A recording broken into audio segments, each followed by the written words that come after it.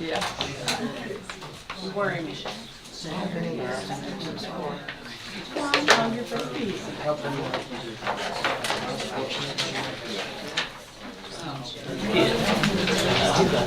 Okay.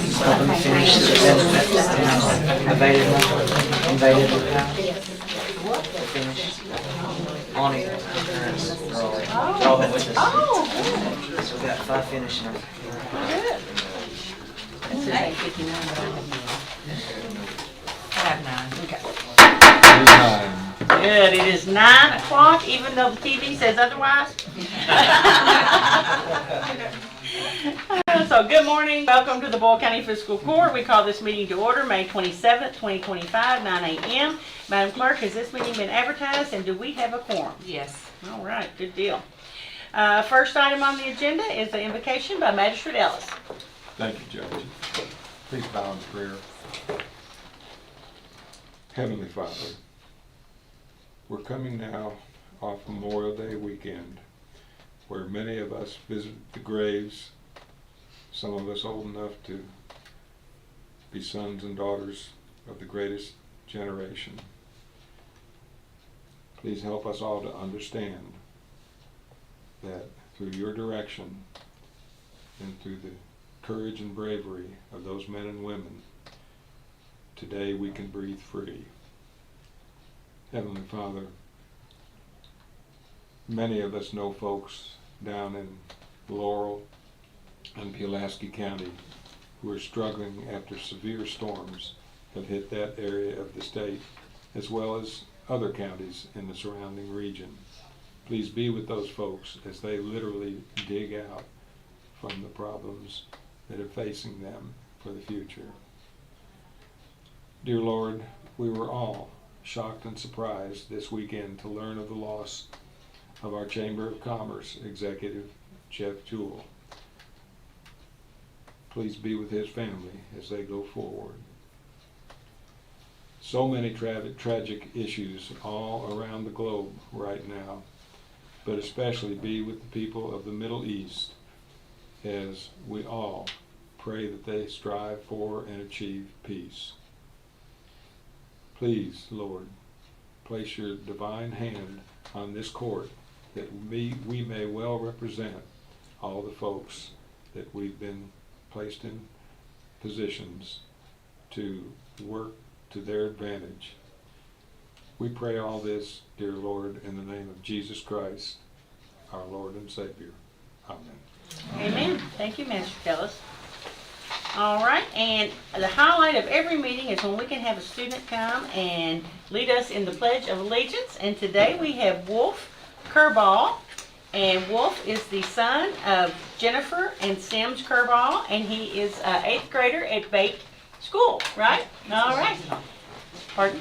And he's going in tonight. Okay. Will you introduce who you have with you today? My grandma, Cheryl Gibson. All right. Welcome, Grandma. If you all will stand, Wolf will lead us in the Pledge of Allegiance. Simon. I pledge allegiance To the flag of the United States of America and to the republic for which it stands, one nation, under God, indivisible, with liberty and justice for all. And Wolf, I have a certificate of recognition for you leading us in the pledge. You'll stand right here. Miss Julie will take your picture. And thank you so much. Appreciate you being here. Thank you. You are welcome to stay.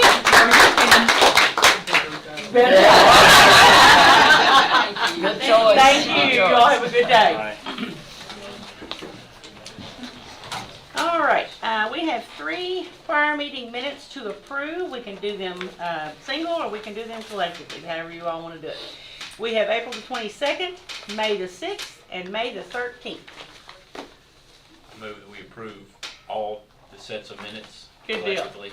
All right, so I have a motion by Magistrate Gay, second by Magistrate Harmon, to approve all 3 sets of minutes. Is there any discussion on any of those? All right, all those in favor of the motion signify by saying aye. Aye. Any opposed, nay? Motion carries. Okay, now we have budget transfers. Ms. Shannon? budget transfer in the amount of $295,128.60. Okay, is there a motion to approve? So Second. Magistrate Sleeper, second by Magistrate Bodner. Any discussion on budget transfers? Seeing none, all those in favor signify by saying aye. Aye. Any opposed, nay? Motion carries. Cash transfers? I have a cash transfer from the interest account to the general fund, $900,000. I have interfund transfers from the general fund to the road department for $600,000. From the general fund to the jail, $150,000. And from the general fund to EMS, $100,000. Okay, is there a motion to approve the cash transfers? So moved. Magistrate Gay, is there a second? Second. Magistrate Sleeper, any discussion on the cash transfers? Seeing none, all those in favor signify by saying aye. Aye. Any opposed, nay? Motion carries. Cash transfers are approved. Thank you, Miss Shannon. Approve the bills, Miss Elena? Good morning. Good Morning. Alrighty. In your bill packets today, you're gonna have a total to approve of $1,662,047.34. And there are no add-ons. No add-ons, No okay. add-ons. Motion to approve the bills? I make a motion. Magistrate Bodner, second. Second. Magistrate Harmon, any discussion on the bills? She answered all my questions earlier this morning. All right, seeing none, all those in favor signify by saying aye. Aye. Any against? All right, motion carries. Thank you. All right, old business. We have the second reading of the Ephriam McDowell Bond, and Mark Franklin and Amanda Kinman are with us. And I forget. Nick. Sorry about that. I'm not good. I'm not good at remembering names. Faces I don't forget. So, Mark, is there anything you'd like to say before we have the second reading? Good morning. We went over the ordinance and the impact of the bonds last meeting, so I'm happy to answer any additional questions, but if not, I'm happy to have second reading. I'll leave it up to the court. I'll make, we had a hearing this morning also on this issuance and had no feedback from the community. And so I'll make a motion that we approve the second reading of the Ephriam McDowell Bond issuance. Okay. All right. That's ordinance 950.26. We have a motion to approve second reading. Magistrate Gay, second by Magistrate Sleeper. Any discussion? Seeing none, all those in favor of the motion signify by saying aye. Aye. Any opposed, nay? Motion carries. All right. Thank you. Do you need me to sign this now, or? You can sign it later, and we'll publish the summary for you in the paper and schedule a time for signatures. Okay. Do you need a copy of this? Do you need a copy of it? No, we can get it later. Okay. All right. Good deal. Thank you. Thank you.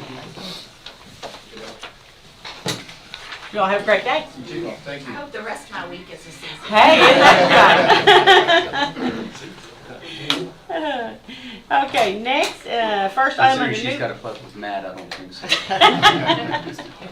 First item under new business is CVB Re-Appointments, and we, at the request of Kendall Clinton, are submitting Lisa Bottom, who is with us today, and John Bowling for reappointment to the Danville County CVB Board. They have a motion to approve the reappointments. Magistrate Ellis, is there a second? Second. Magistrate Bodner. Okay, all those in favor signify by saying aye. Aye. Any opposed, nay? Motion carries. All right, Miss Lisa, if you will come forward, I will give you your certificate. You get a certificate. And a picture with my sister.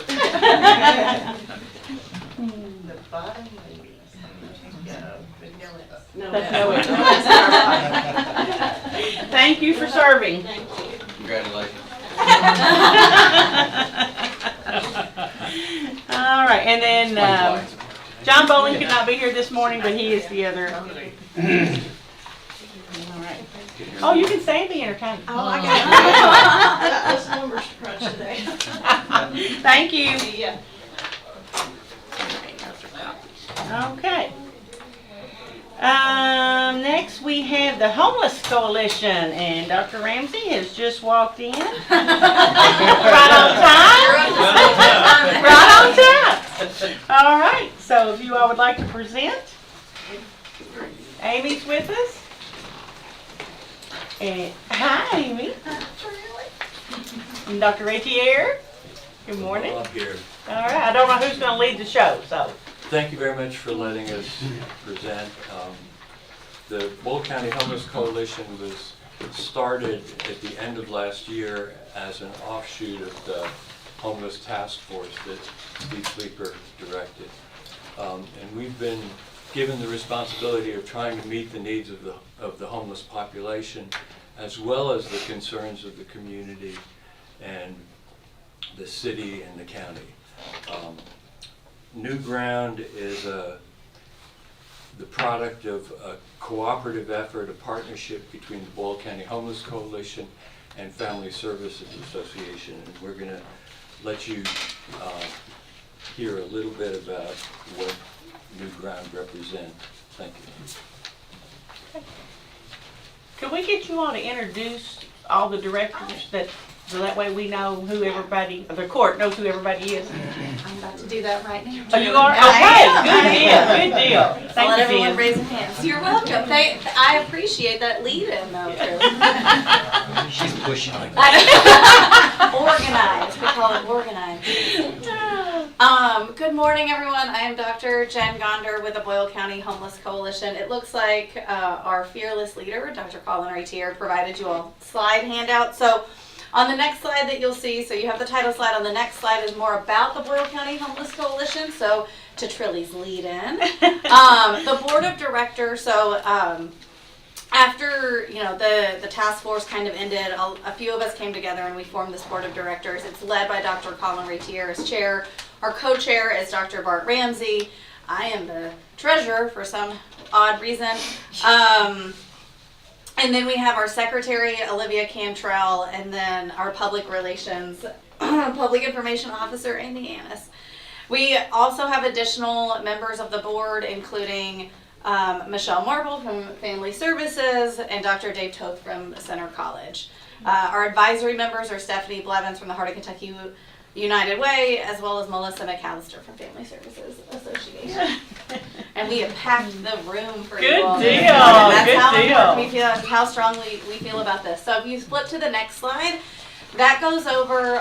So we're here, as Colin said, to really talk about New Ground, but we wanted to give you an overview of the Boyle County Homeless Coalition that we've officially formed as a 501c3 just a few months ago. So we are fresh. So our vision is really to come together and improve the lives of the homelessness in our community. It's to ensure that people in our community are provided the resources, opportunities, and alternatives to homelessness, as well as the conditions arising from homelessness. So not only to help those who are currently experiencing it, but also try to prevent additional individuals from becoming homeless. Our mission is really, it's been organized around the purpose of working to reduce, assist, and prevent homelessness through community partnerships, advocacy, education, and most of all, kindness. The next slide kind of goes over, we have formed 3 kind of committees and prioritized 3 umbrella needs, umbrella topics and areas of concern: basic needs, case management, and sheltering options. So basic needs really does address and tries to coordinate those items that are needed at the moment, right? And so it's working, with Olivia and Amy, as well as others on the board. It's really within the community, just working together to coordinate efforts. So it's monthly supplies of emergency food, hygiene collections, and raising fund for bicycle repairs for the homelessness. We have case management, which is establishing service areas in case management, developing individual case management plans for the people that we serve, as well as, again, partnering with the existing groups. I think there's already been a lot of good work that has been going on in this community to address homelessness, and it's not to be redundant of any of those services, and it's essentially just to connect and make sure that we're not working in silos. And then the last committee, which is around sheltering options, and so that's one of the things we're here to talk about today. And it's just really to work towards establishing long-term temporary housing, right, to help people get back on their feet. And so with that, I would like to introduce Michelle Marple to talk about the New Ground Initiative. Good morning. Good morning. So New Ground is what we plan to call this. It's a Family Services Association initiative. New Ground provides a supportive residential community. Its mission is to offer a secure and stable living environment for individuals and small families experiencing homelessness as they actively pursue permanent housing solutions. Residents of New Ground are individuals and or families. There will be 2 different size houses who are employed or working towards employment. The selection process for New Ground prioritizes individuals who demonstrate the capacity to thrive within a communal living setting and are actively seeking self-sustainability.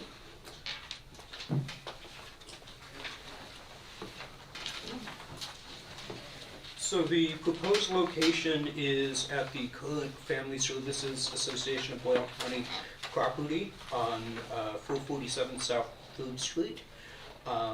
And basically it's a great location. It's centralized, so it can reduce transportation barriers and increase access to vital services. And the Homeless Coalition is seeking a zone change from R2 to Central Business, or CB, which aligns with the future land use map. The next slide shows you kind of the phases that we've got in mind. Phase 1 is several units for single parents with a child or children. Phase 2 is for individuals without children.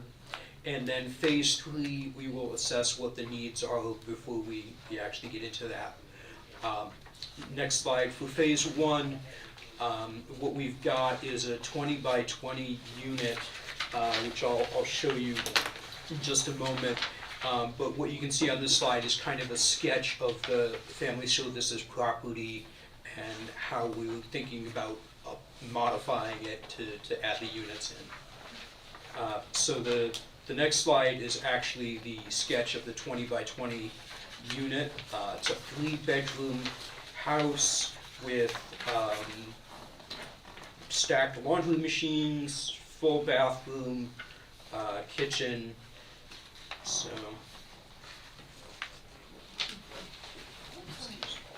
the next slide that you see is called STEPS, and that stands for Supporting, Transitioning, Empowering People for Stability.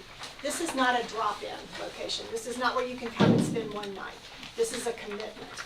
And so the steps that you see there and the steps that you see on the next slide, those are the ways that we plan on helping people in a holistic manner both gain the skills, the knowledge, the resources, the jobs, everything that they need to be self-sustaining.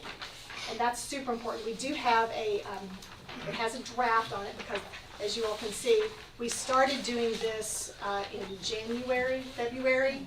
It is now May, and we have a handbook. This is a draft of a handbook. We didn't make copies because we were going to kill a lot of trees, and it's still in draft format. But this goes through everything from a selection of those individuals that get to be in one of these homes. It's long-term. It's not a drop-in, stay a night. This is someplace that they could stay for potentially up to 2 years. It's something that they have to invest in. This is not a place that's just free for them for those 2 years. This is a place where they would pay rent after whatever that period is, whether it's a month or 2 months. Part of that rent would then be held for them so that when they are ready to graduate out of New Ground, they would have either deposit or down payment so that they can have their own housing facility.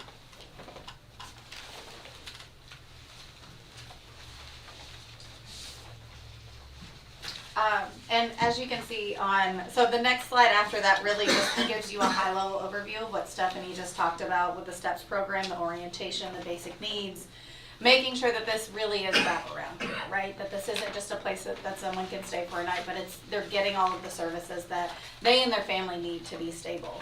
On the last slide, you can see in just a few months, the community support that we've already obtained. So we've got letters of support really from all of the individuals and all of the groups listed. And in addition to that, we understand as a 501c3 that we will be going out and we will be fundraising. We have already submitted several grants to try and provide some fiscal capital for this project as well as the other two topic areas that I mentioned. And now we will open this up to the fiscal court for any questions. Yeah. First of all, this is great, and thank you all for your work. It's obviously a growing problem within our community. I guess my one question, of course, it's kind of it's an interesting term. The term was it long-term temporary housing? It's kind of like jumbo shrimp. Yeah. Yeah. So I guess, is there a time frame on the length of time that somebody can be housed to stabilize themselves and their family? Yes, I will let Michelle address that. So, like in the packets that we have, these are a draft. We're still going to figure out like how exactly it will be. But what we mean by long-term temporary housing is it's not permanent because we're helping them overcome those barriers to get to their permanent housing. But I guess it is, maybe we could also say short-term permanent. I guess it could go either way. Some of these people are going to have to, they're going to be getting an education. They're going to be doing several skill training things. That's just going to take time for them to get to where they can get their permanent housing. So some people, that may take them 6 months. They may just need soft skills in employment. Some people, they may need to get a degree, So I guess that's our best way to term it. We didn't want people to think this was a drop-in. This is not a voucher for an overnight stay. This is something that you're committing to for long-term, but that long-term has a limit too. Right. It's jumbo shrimp. And you have to keep doing the steps of the program and meeting your goals to stay in the program. So does that help a little bit? Yeah, it does. Setting the expectations. Yes, absolutely. Magistrate Ellis? 1 acre is basically 100 by 400. That's very small. What's your anticipated total count of units? That was my question. So we have 4 phases that we had talked about. In phase 3 and 4, we haven't even determined. So phase 1 would be parents that are single parents with children, because that's the biggest need that we see now based on what the schools have told us. And again, we're not looking for those that choose to be homeless. We're looking for those that want sustainability. So that would be phase 1. Phase 2 will be individuals. So it'll be smaller units. There won't be the 20 by 20 size, but it'll be a 1-bedroom size for individuals. Then those 3 units, so we're talking about 4 phases with 3 to 4 units per phase. That ground will get eaten up pretty quickly with the need that we have. These are tiny little houses. Any consideration 400 of, square feet, yeah. It's tiny. any consideration of 2 stories rather than 1? Because again, 100 by 400, it's extraordinary that you have that valuable piece of land, because I don't think you could ever buy that for probably the price you paid for it again in this community. Would there be a rationale not to build 2 stories so that? I think that's what we're kind of reserving phase 3 and phase 4 to determine what those needs are and how to better utilize those. It has to be single family for planning and zoning to approve. So even if we add a second story, we're not adding more people, we're just adding more space.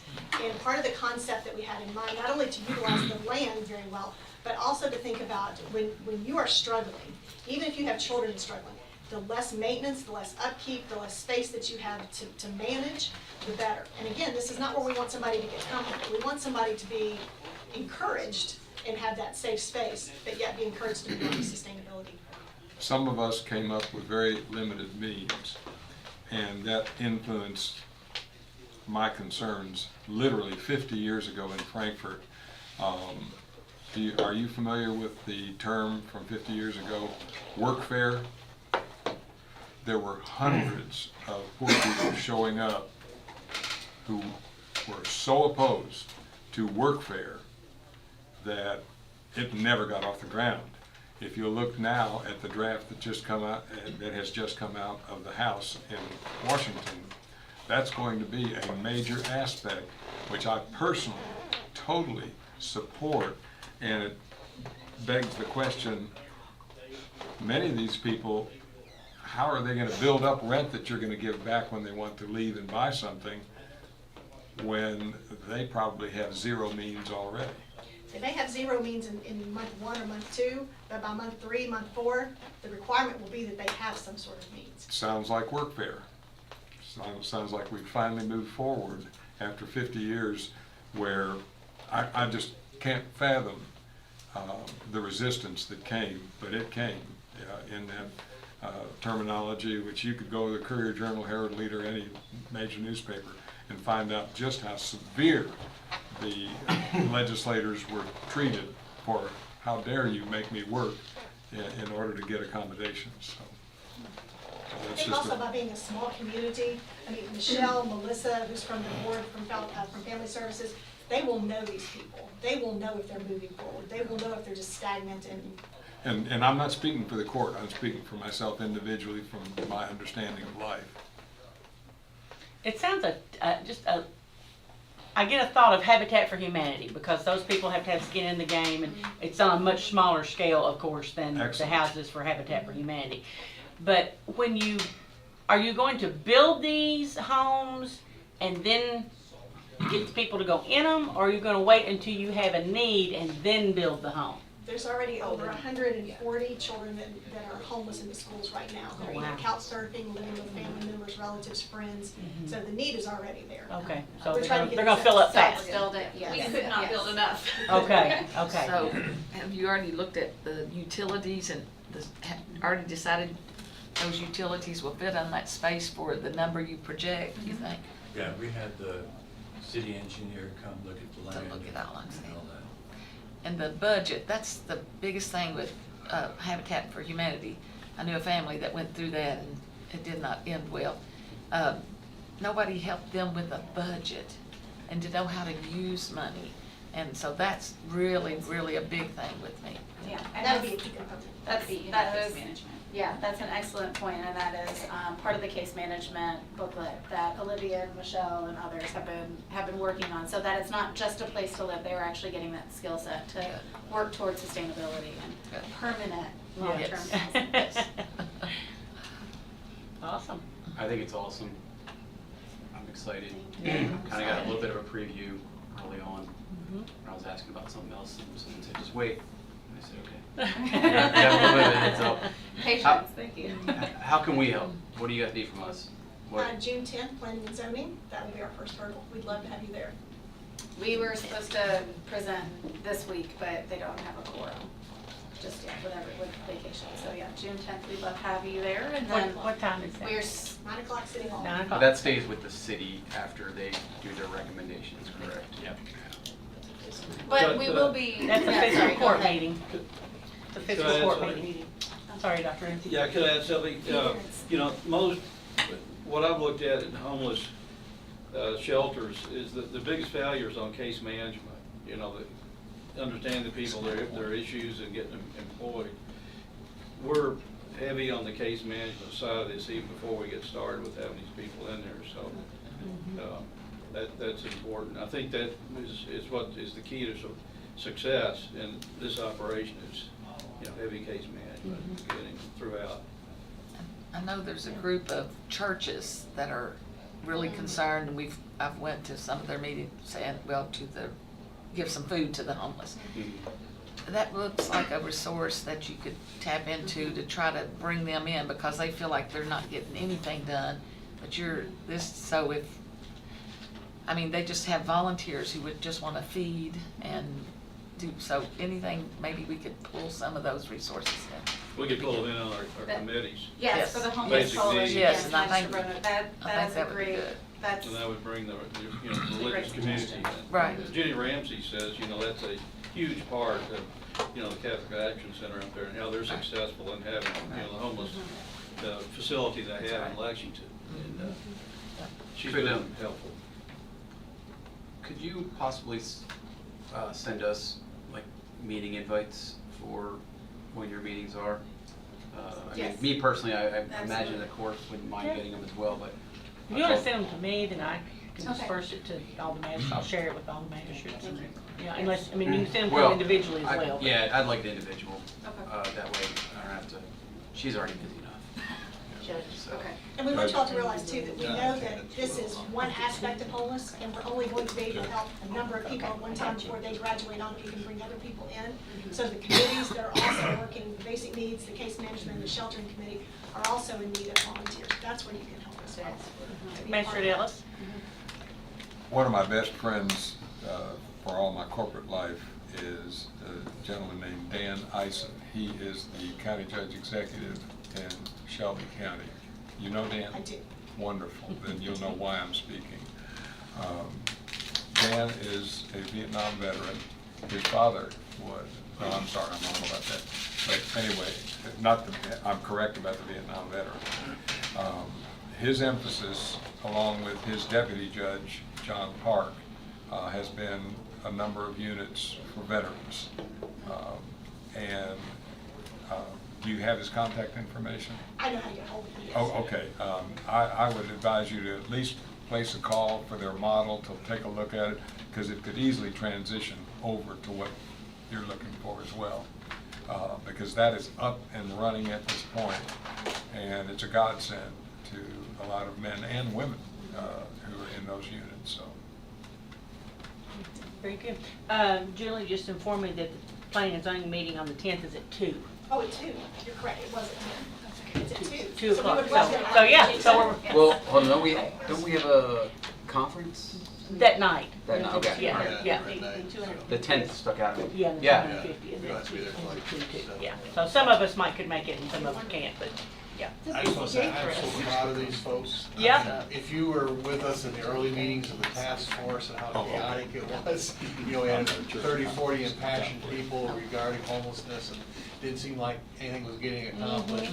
Then we transitioned into the Homeless Coalition, and they are just, in the past 6 months, have accomplished so much, and I'm just really proud, you know, with the partnerships they've developed, and with the plan for self-sustainability to help these folks and such, I'm just really proud of what they've accomplished. It's amazing what you can accomplish when you get people together. Yeah. It takes a village. Yes, it does. It certainly does. Yeah. Any other questions, comments for the group?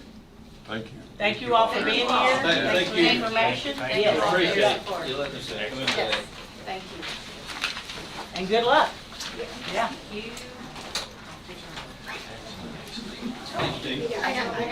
Thank you all. Appreciate it. Thank you. Good day. Thank you all. Excellent. Thank you guys so much. Yeah, thank you. Thank you. Mark Gordon. Mark Gordon. Calling you. Come on down. Next on the agenda is our building inspector, Rusty Cox, and our facility supervisor, Mark Gordon. Nothing good could happen out of this combo. First is, you can change this around, I have update on Fred Cain, so I think that's what y'all both are gonna talk about. Okay, unfortunately, the size of the buildings out there constitute that we have to get in touch with the Department of Housing, Buildings and Inspection for any changes to it. And the biggest thing is going to be to extend the sprinkler system throughout the building, given the size of the building. And Sorry, I want to jump right in here. How are we not grandfathered in? Because this is ridiculous. We're not changing. We're not really changing anything. The business was there. We went into a building, and you know, there's really nothing. Go ahead, get that. It's fine. No. We got. I agree in a lot of ways. So how do we accomplish that? Because I mean, we are going to have a safe environment out there. We are going to do what's needed out there. But to treat this like a new build is idiotic, because it's not. We're actually buttoning up some things to make it better. So who do we have to go to? Who do we have to talk to? Because, you know, I've dealt with the state inspector before right. on things, and sometimes you just gotta explain to them a little better, and they're like, oh yeah, that makes more sense what you're trying Well, to do. But to honestly, be honest, this should be our gratified. local state inspector was very amenable to working with us to do it as a local or a field project, but his supervisor, who is probably a plan reviewer, kind of said we needed to send it through there. I'm not sure. But is government property It's like government not property. exempt? That's the other side of it too. I know. No, when it comes to safety. I don't know if an architect could help us as far as just figuring out if we can get by. I don't agree with a lot of what they're saying myself. They can't even, Maybe. they can't tell me whether it's a factory use or a storage use. Correct. Well, they said it's multiple uses. We're doing offices next to warehousing, and then we're doing recycling next to storage, which is warehousing, with fleet management. And so a lot of it has to do with the mixed use. What's the fleet management? Tommy's garage. Tommy's not out there right now. But he will be. But he will be. And that's part of the planning. And that side's sprinkled, but they want to No, make he's not sure- going out there. That side, they want to make sure that we have adequate sprinklers. 3/4 of the buildings are sprinkled. The piece that isn't sprinkled is where the offices are going. And that's the piece that. But what's the? Weren't there offices there already? Well, not in that Or section. not in that section where Public Works is going. Public wasn't Works any. is actually two buildings put I side by got side. you. Yeah, One yeah. building Yeah. is. Angie's sprinkled, going one in the is- part where were offices already. In case of a fire or other disaster, how difficult would it be for our people in that section to get in and out? I mean, some of these things are the rationale that, hey, wait a minute, Not folks. difficult at all. You know, The only part in the recycling doesn't have a sprinkler is actually where the trucks, the semi trucks back in to be loaded on the east side of the building. and That's how many the only doors in area. and out are there for the people in case there were a dangerous situation? A lot. Several. Yeah. See, Oh, this is and the I agree case with we a lot make of with the that. state. Right. No, I agree with a lot of that too. It's a non-combustible building, concrete floors, metal. I think the right people in the state need to be contacted. There you go, absolutely. We'll try to figure that out. They really didn't like the idea that we added the wall, the divider wall. We've done it out of metal studding and metal siding Yeah. for that purpose. Didn't want to put anything combustible inside the building. Those are bullets that need to be sent to the right person in Frankfurt.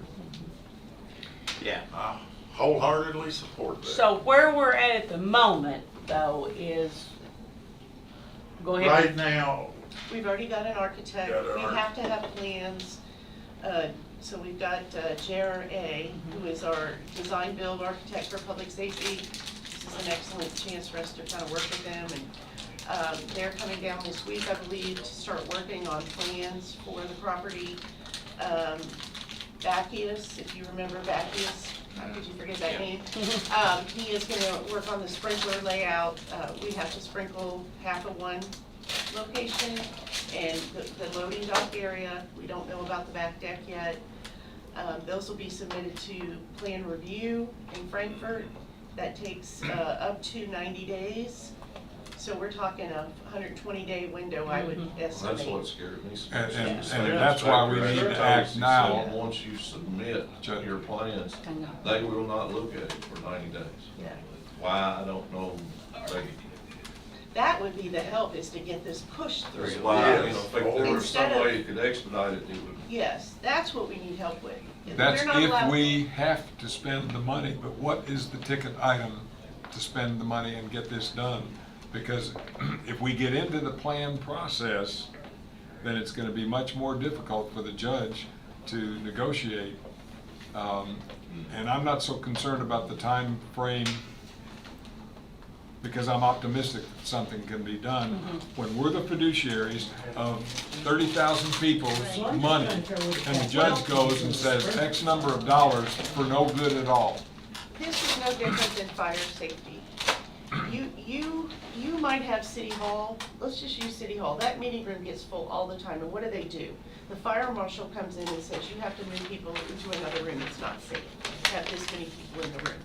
Those are state and federal regulations that you have to follow for public safety, and this is no different than that. And if you think about it that way, it makes sense that we have to do this. But with those multiple doors in and out, and the fireproofing that's already been done See, they with don't the know changes. that. They well, don't know, and they have to see the plans so that they can That's- get to that point, is to look at, I'm not But arguing. that data I'm just could be trying to put, explain. that data could Yeah. be put together Yeah. in a day. What's that? Well, we Of don't what's know. been done. Yeah, we don't know.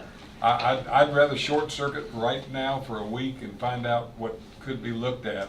What's the ticket item? How much? I took, for the sprinkler alone, just kind of estimating what the average cost is, about 150,000. Folks, Fix. imagine what that could do for some of the other issues that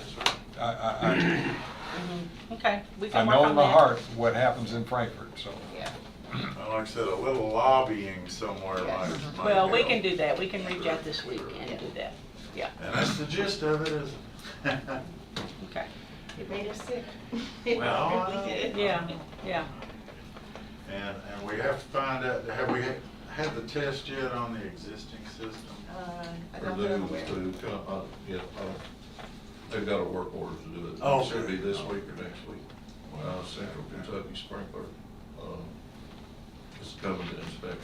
Hopefully the Both existing system will be operational and alleviate any problems like that, but, I think we should share what happened in Warren County. Yeah, I think it was Allen County Allen County. that the state inspector mentioned that they bought a similar piece of property, like a warehouse type deal, and went in and spent several $1,000s and didn't go to the state to get approved or get permits, and they're not allowed to occupy the building. But we're going into a different door. Well, and I just would add that I think we need to, I'm not opposed to us doing some lobbying and asking some questions, but I'm not a big fan of us not following rules because we're government.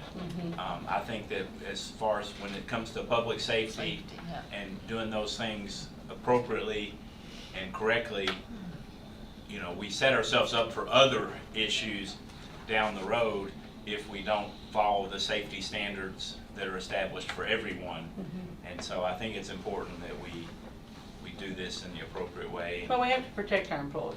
Right. And then any of the public that's coming out there that Couldn't might agree more, be inside. could not agree more. But from what I've been through that building a couple of times, and there are exceptions made that are reasonable, rational, and logical in decisions like this. Still safe, right? It's still safe.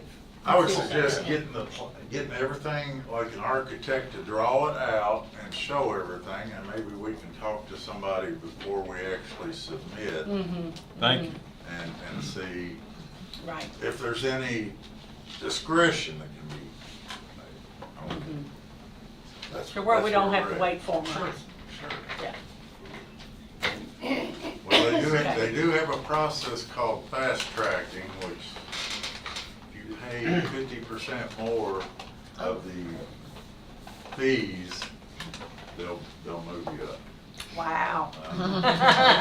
Any other questions? Money talks, money talks. In the meantime, we are not allowed to do anything to the buildings that's not just maintenance. Right. So we can't fix the roof. We can do anything We to the can paint, exterior, yeah. we can do anything to the grounds, and correct me if I'm wrong, but we can't do any Yeah, we improvements.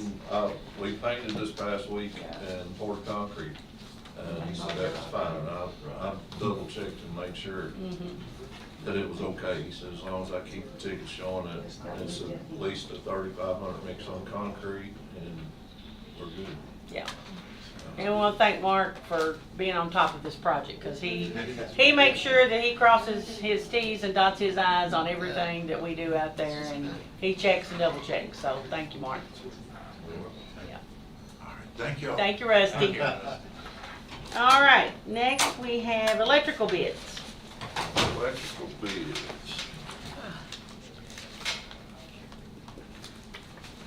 We took bids on the electrical, 2 of them. Wiley Electrical Contracting and a Randy Maddox. Wiley come in lower at $70,064. And that's who I was gonna recommend. We've used Wiley several times. They do a really good job. Right. And what this bid, to familiarize you, what this was for, currently there's 4 separate breaker boxes out there, and they're on posts scattered throughout. We're gonna put everything into one electrical box. And out of the 4 that are there, nothing is marked. So when you're trying to find out what works the light, you flip breakers and to try to, so all this is gonna be labeled, everything will be put into one box and just make it safer. And also part of that electrical bid was to wire the recycling office. Of course, it was built back in the early 70s. A lot of it is outdated, and there's only a 50 amp service in that office, and they need at least 100 to run copiers and computers and you name it. So that's what this bid is about. Okay. And I had a thought there, but it's left me. While you're thinking of that, Yeah. I'll go ahead and make a motion that we approve the Wiley electrical contracting bid. Okay, have a motion by Magistrate Gay to approve the bid from Wiley on the electrical project. Is there a second? Second.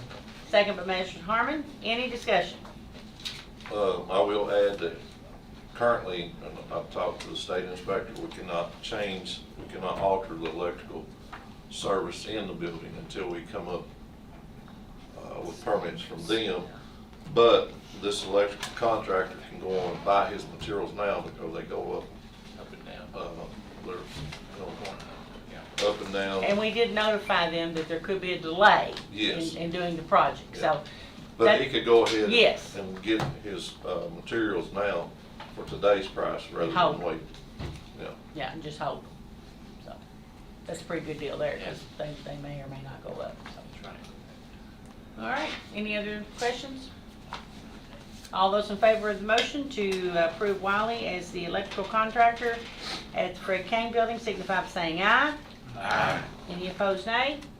Motion carries. All right, next we have design build bid. Design build bid, we had 2 contractors turning bids. One was Medford, and the other was RCL Design Build.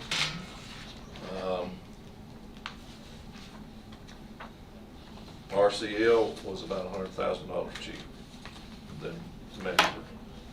When the day we had to walk through, RCL showed up, we walked through and explained everything to him.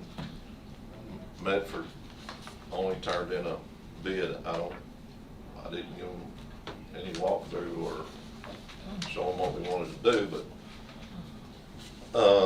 RCL also, when we were walking through, I said I'd like to have a couple windows in the back office in the Public Works Department where you could see out.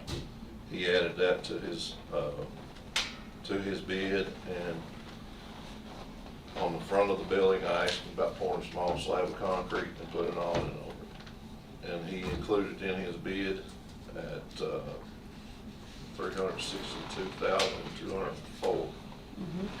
So those 2 extras were put in his bid, and he still were $110,000 cheaper. And they were also notified that there would be a delay. Yes, but Could be a delay. if you'll read in his, if he's not awarded this contract within 5 days, then due to the volatile material costs, it could go up. Yeah. So he could go ahead and buy his materials as well. Right. Yeah. So May the 28th is the deadline, which is tomorrow. on awarding him this and falling under this price, the Okay. way I understand it. All right, so you recommend RCLs or a motion to approval of RCL? I make a motion. Commissioner Bowden, or second? Second. Commissioner Gay, any discussion on the bids? That contingency of is this the 5th day or the 1st day? No, It's this the fourth would day. actually be the 4th day from time Okay. that we opened our bid. I'm a little bit cowed by that looming over our head with all the volatility with tariffs and everything worldwide. But it just doesn't seem logical that $110,000 would be eaten up, or that any other vendor wouldn't suffer those same increases. So my only reservation is that, but I'll The only thing I stop. thought of was, this other company didn't show up. They went totally That's off. not good at all. Off of our description that we had online. They priced it high enough that, hey, if we get it, we're gonna make money. This is for 3 offices, excuse me, 3 offices, 2 full bathrooms, a kitchen, a break room, and a sign workshop. So there's quite a bit to it, just so you know what's involved. Do you have the diagram of our office that we was talking about building? Judge, with that comment, I'd call the question. Okay. All right, we have a motion and a second approving RCL for the design build construction at Fred Cain for Public Works. All those in favor of the motion signify by saying aye. Aye. Any opposed, nay. Motion carries. I might add that all the material is non-combustible materials that we want to use, metal studding and fire retardant drywall, and which should help us on our other issues. Well, you can go ahead and notify him, tell him he's got the bid, and see if he can buy his supplies. Okay. Look out. I'm so excited about it. We will not issue the notice to proceed. You can tell them that until we're ready. Until that Yeah. point, right. Thank you, sir. Thank you. Appreciate it. Appreciate it. Have a good day. Thank you. All right, Get next. you is- another donut. Yeah, get you a donut.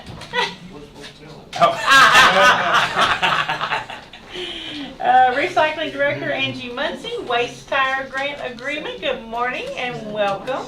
How is everybody? Good. Did you say we could bring tires out? No. Put in your front yard. Says Waste Tire. Make nice planners at your historic home. That's right. All right, so that's the first one we got is the waste tire agreement. This is the $4,000 that basically we get every July 1st to June, just for any extra that we may find when we pick beside the road and all that other good stuff. So you said put them beside the road? Put them beside the road, yeah. Yeah, just put them beside, hey, most people do, so. I'll make a motion, we approve the waste tire. The sad part is it's very cheap to go to SMS and get rid of them. It's the hauling of them that really costs. I have a motion by Magistrate Gates, or a second? Second by Magistrate Harmon. Any discussion on the waste tire agreement? All right, all those in favor signify by saying aye. Aye. Any opposed, nay? As we go. Motion carries. All right, I don't know which one you have next, but we'll I just go on the line have here. HHW Grant. All right. So we all know that's the Household Hazardous Waste Grant. We're fortunate so far to do this every year. The date right now is August the 23rd, Saturday. Same place, same location. And we were cut from the radio station, but that don't mean anything at all, so. What do you mean?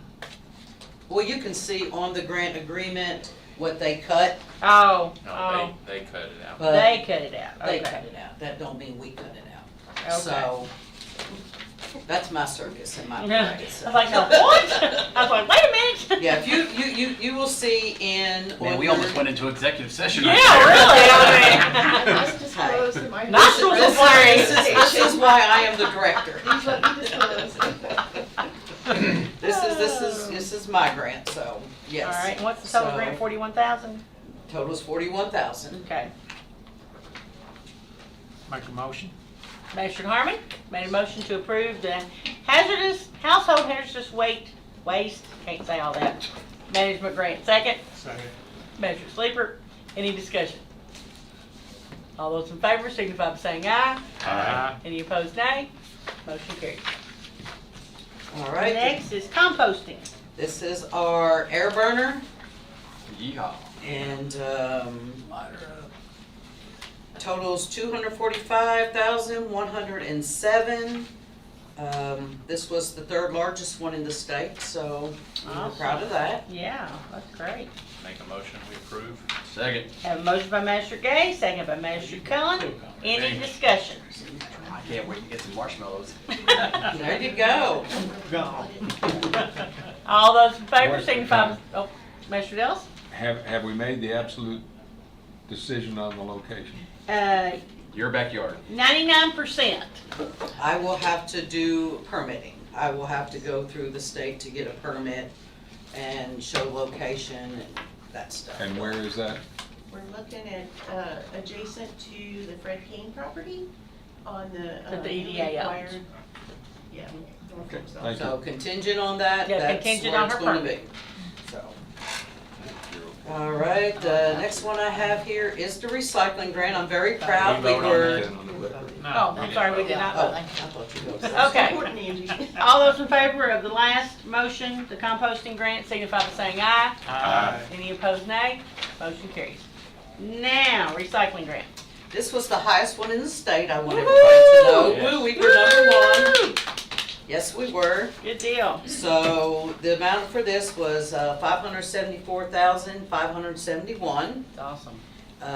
This one is going to allow us to add on to our sorting line. This will allow us to take pulverized glass, make it to sand. This one will also start a very new project, actually, hopefully become regional, and that would be our plastic or styrofoam densifier. So hopefully it's becomes a big thing. And just for just fun and totals, all these grants are in kind with our salaries, knowledge, ongoing, so nothing comes from no budget, no anything. So the value of all these grants equal $1,080,848. Wow. I'll make a motion, we approve this one as well. Okay, we have a motion by Magistrate Gay, second by Magistrate Harmon. Any discussion? I assume when we're finally getting to styrofoam, it's everything from That's all that stuff, it scatters everywhere. the little ones to yes. a TV packed on each end. Like the What peanuts. do they do to it? What this machine will do, this is more of a higher end machine. There's two counties so far that works through foam recycle, and I really didn't like the way that operated, so I went bigger. Of course I would. But this is a matter of one person can use this, and it's a matter of dropping it in, whatever, if you have one of them great big, you can drop it in. Basically it melts, it comes down, but it comes out in blocks. And you can stack it on pallets in blocks. And what that ends up doing, it just ends up making more construction material, more. Yeah. I mean, I was shocked when I found out that bottle caps, the plastic ones, can make benches, so. Oh, yeah. So Oh, yeah. what in the world would you do with a block of styrofoam? Insulation? I market it. Yeah. That's what I do. I make money and market it. Architectural pieces that you see on buildings, sometimes they're made out of those kind of Good, composted good, materials. okay, I was just. There is a big market for it. Good. Yeah. So, you know, it's just a matter, you'll have a lot to do. Hopefully it'll catch on and people will actually do it. Yeah. You know, instead of the. Well, I just want to say thank you, Angie, for all of your efforts in applying for these grants and getting the highest grant in the state. That's excellent, excellent. That's what I strive for. I want money. The total amount of these grants, Well, hey, it didn't cost anybody anything. the total amount of these grants is half the cost of the renovations at Fred Cain. So kudos. That helps. There'll be other things added onto a sorting line, you know, we'll have what they call a film separator, which will suck bags out. Yeah. and Yeah. Shape things up. So there's some interesting things coming that I look forward to getting it done and showing it off. All right, well, let's finalize this with the vote. All those in favor of the motion signify by saying aye. Aye. Any opposed, nay. Motion carries. Well done. Thank you, Angie. Thank you, thank you. All right, we need Sheriff's Department.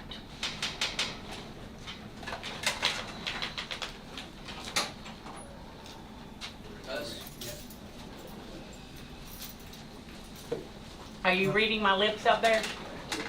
No. For once I wasn't trying to make you laugh looking through the window.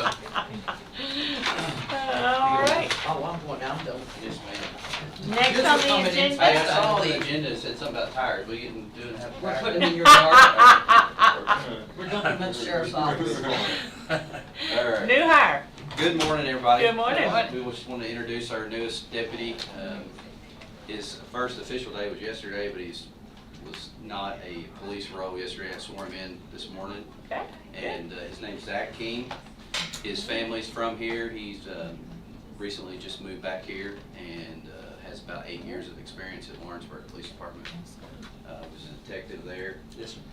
Comes from a very, very well-respected and Christian family here. So it's going to be great for our community to have somebody like that is a good officer, a good deputy, whatever you want to say, and has that type of background. So Well, that's just wanted to fantastic. introduce you all to him. Congratulations and welcome to the team. Appreciate it. Good Yeah, to be here. yeah. Thank you. You didn't have to arrest Jason Denny any time, did you?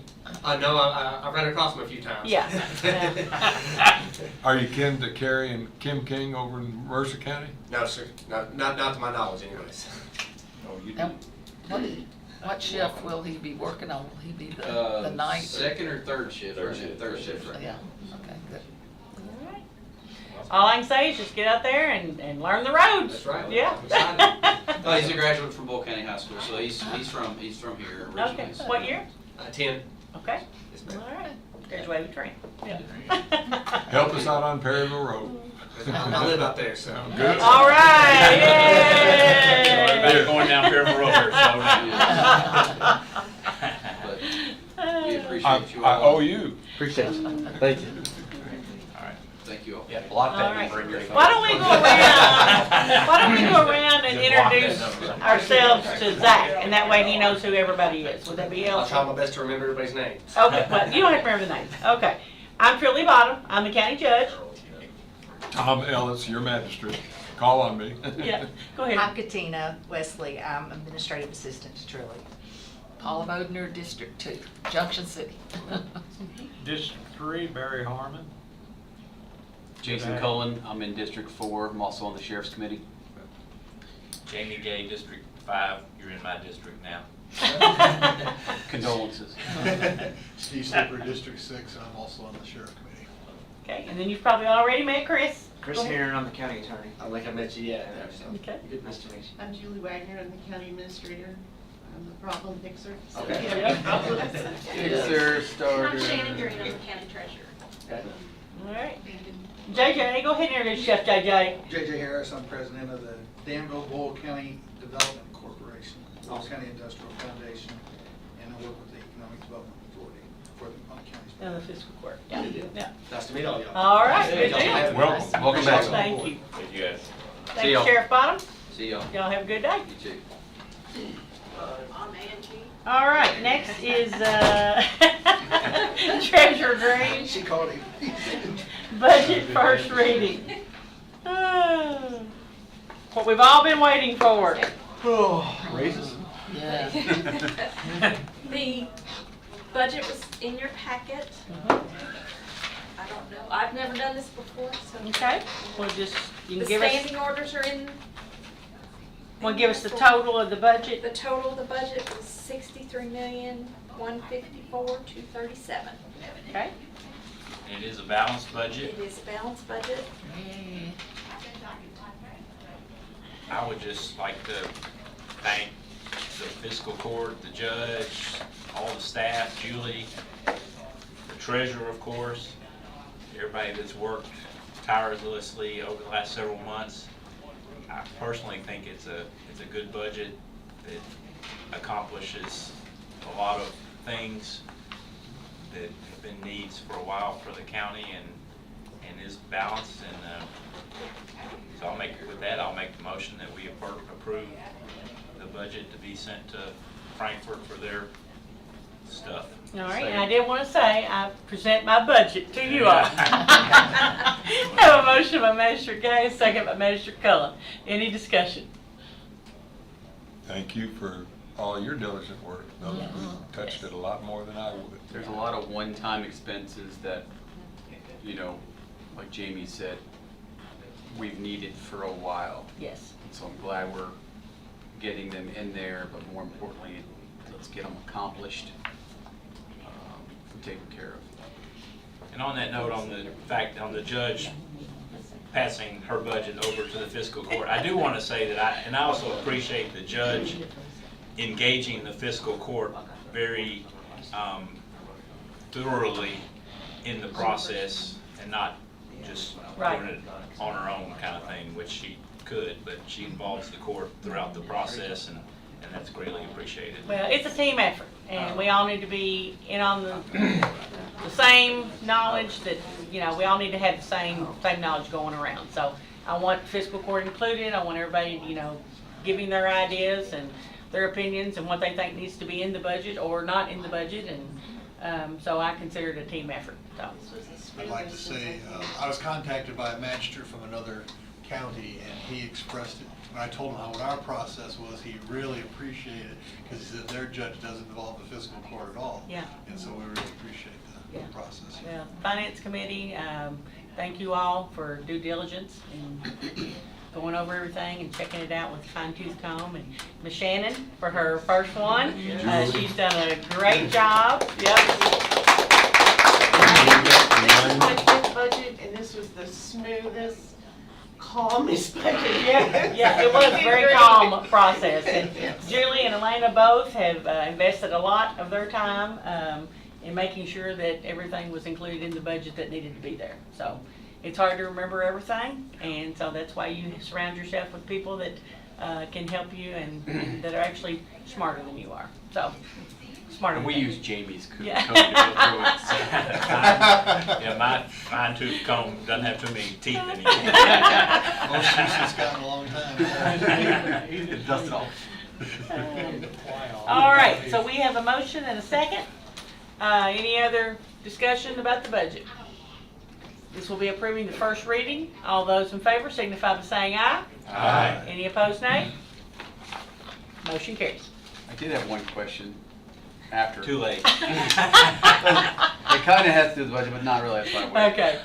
So we passed an ordinance about rideshare, correct? Yes. Have we seen anything come in from rideshare? Mm-mm. And do we have anything as I far as haven't like even- I a haven't budget even line item in there worked on to it. collect it? Mm-mm. It's just there. It's But- one of those projects that is there, that needs to be done. Okay, so that's probably something the finance committee needs to start working on. Okay. Because I'm seeing it more and more often around here. Yeah, there's a lot more than it was when we Oh. passed the ordinance. Yeah. Yeah. All right, Miss Shannon, and then we have April monthly settlement. And that's in your packet. This April? This April. This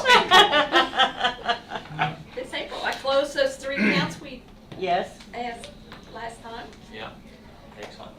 This April? Yep, and I noticed on something that I was looking at, we've already gotten 3 opioid payments. Is that Yes. right? Yeah, come in, so the money's coming in on the opioid settlements. That's great. Very good. All right, thank you, ma'am. Thank you. Second reading when we get the budget back from from DLG. All right, next, we have a deed that the city has deeded the property on Old Stanford Road over to us. I just need a motion to approve. They've already done it. They just asked that we, you know.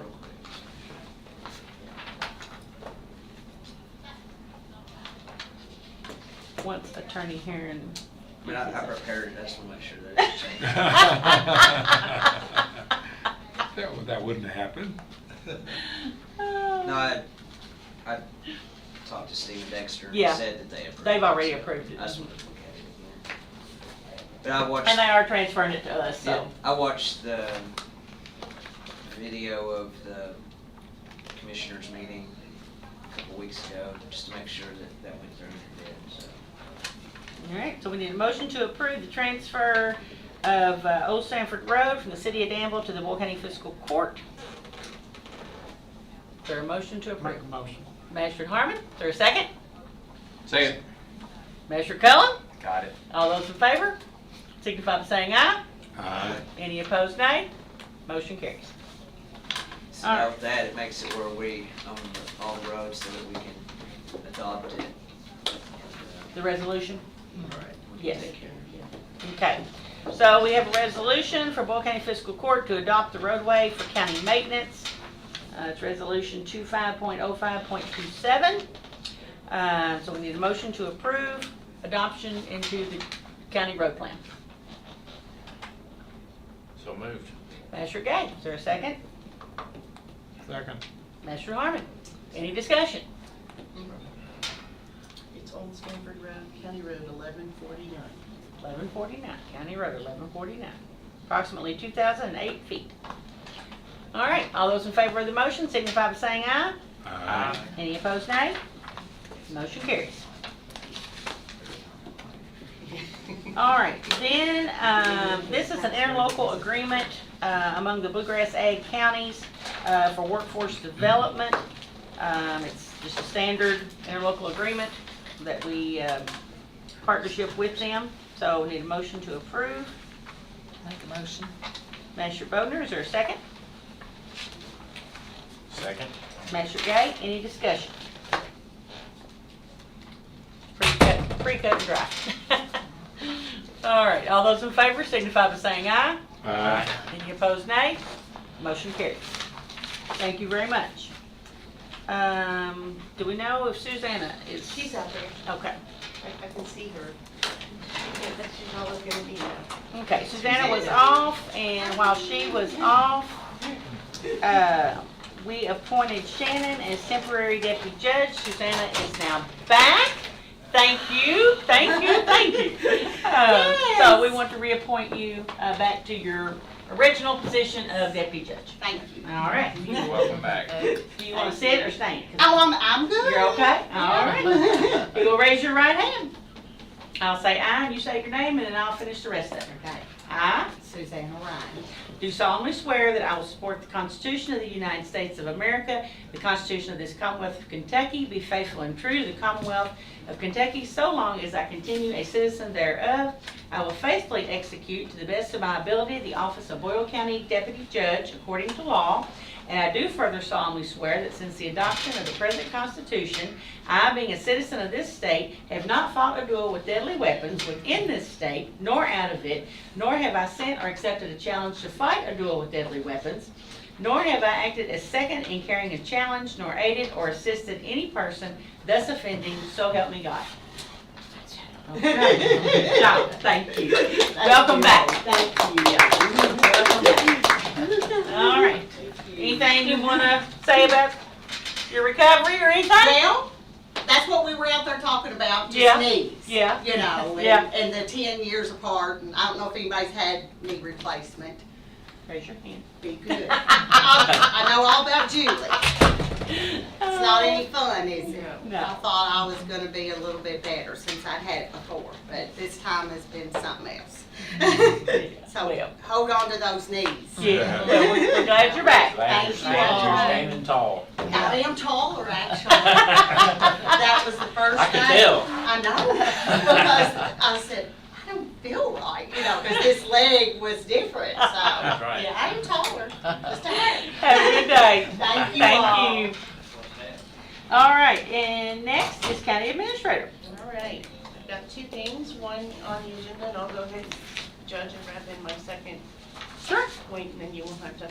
Okay. Okay, so, the Animal Control Committee met with staff about this cat issue and how we're gonna handle cats and what do we do with cats.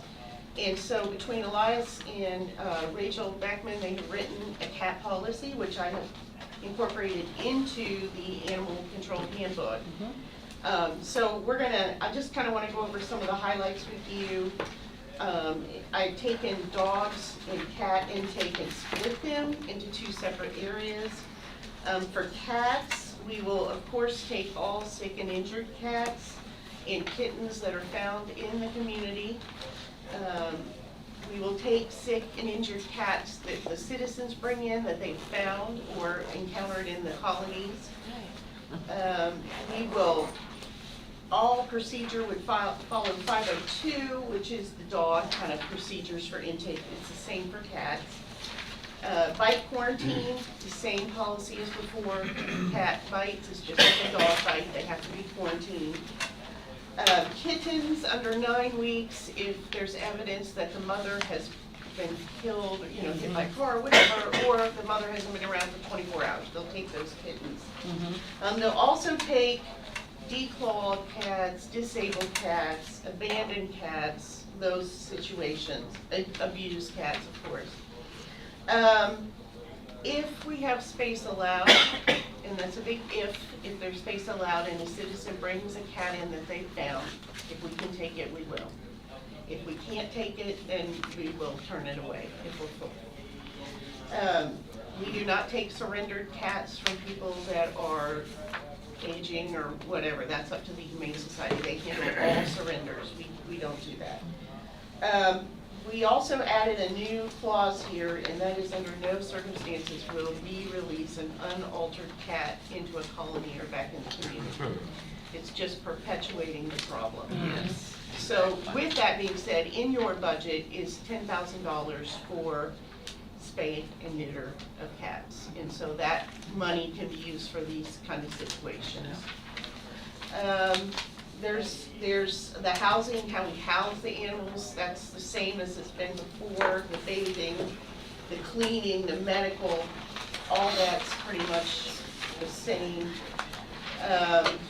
Cat quarantine is the same, number 508, 509, 510, those are all the same. 511. There are 4 outcomes for the cats that we bring in. The first is that we offer first right of refusal to the Humane Society. If they want to adopt the cats out or place them at Feeder Supply or PetSense, they get first right of refusal. If they feel like that cat isn't adoptable, we have 3 options outside of euthanasia. We're keeping that aside.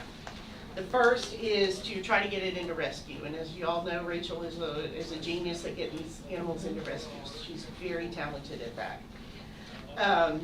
We will try to get the rescue to spay or neuter the cat at their expense. If they will not, then that does fall back on us, and it is about an average of $35 an animal to get them spayed or neutered. Females cost more than males, so you gotta average that out. The second is if it's ear-tipped, then it goes right back to a colony. If it's not ear-tipped, we would alter the cat, vaccinate the cat, and place it in a colony that we know there is a caretaker. That is an option.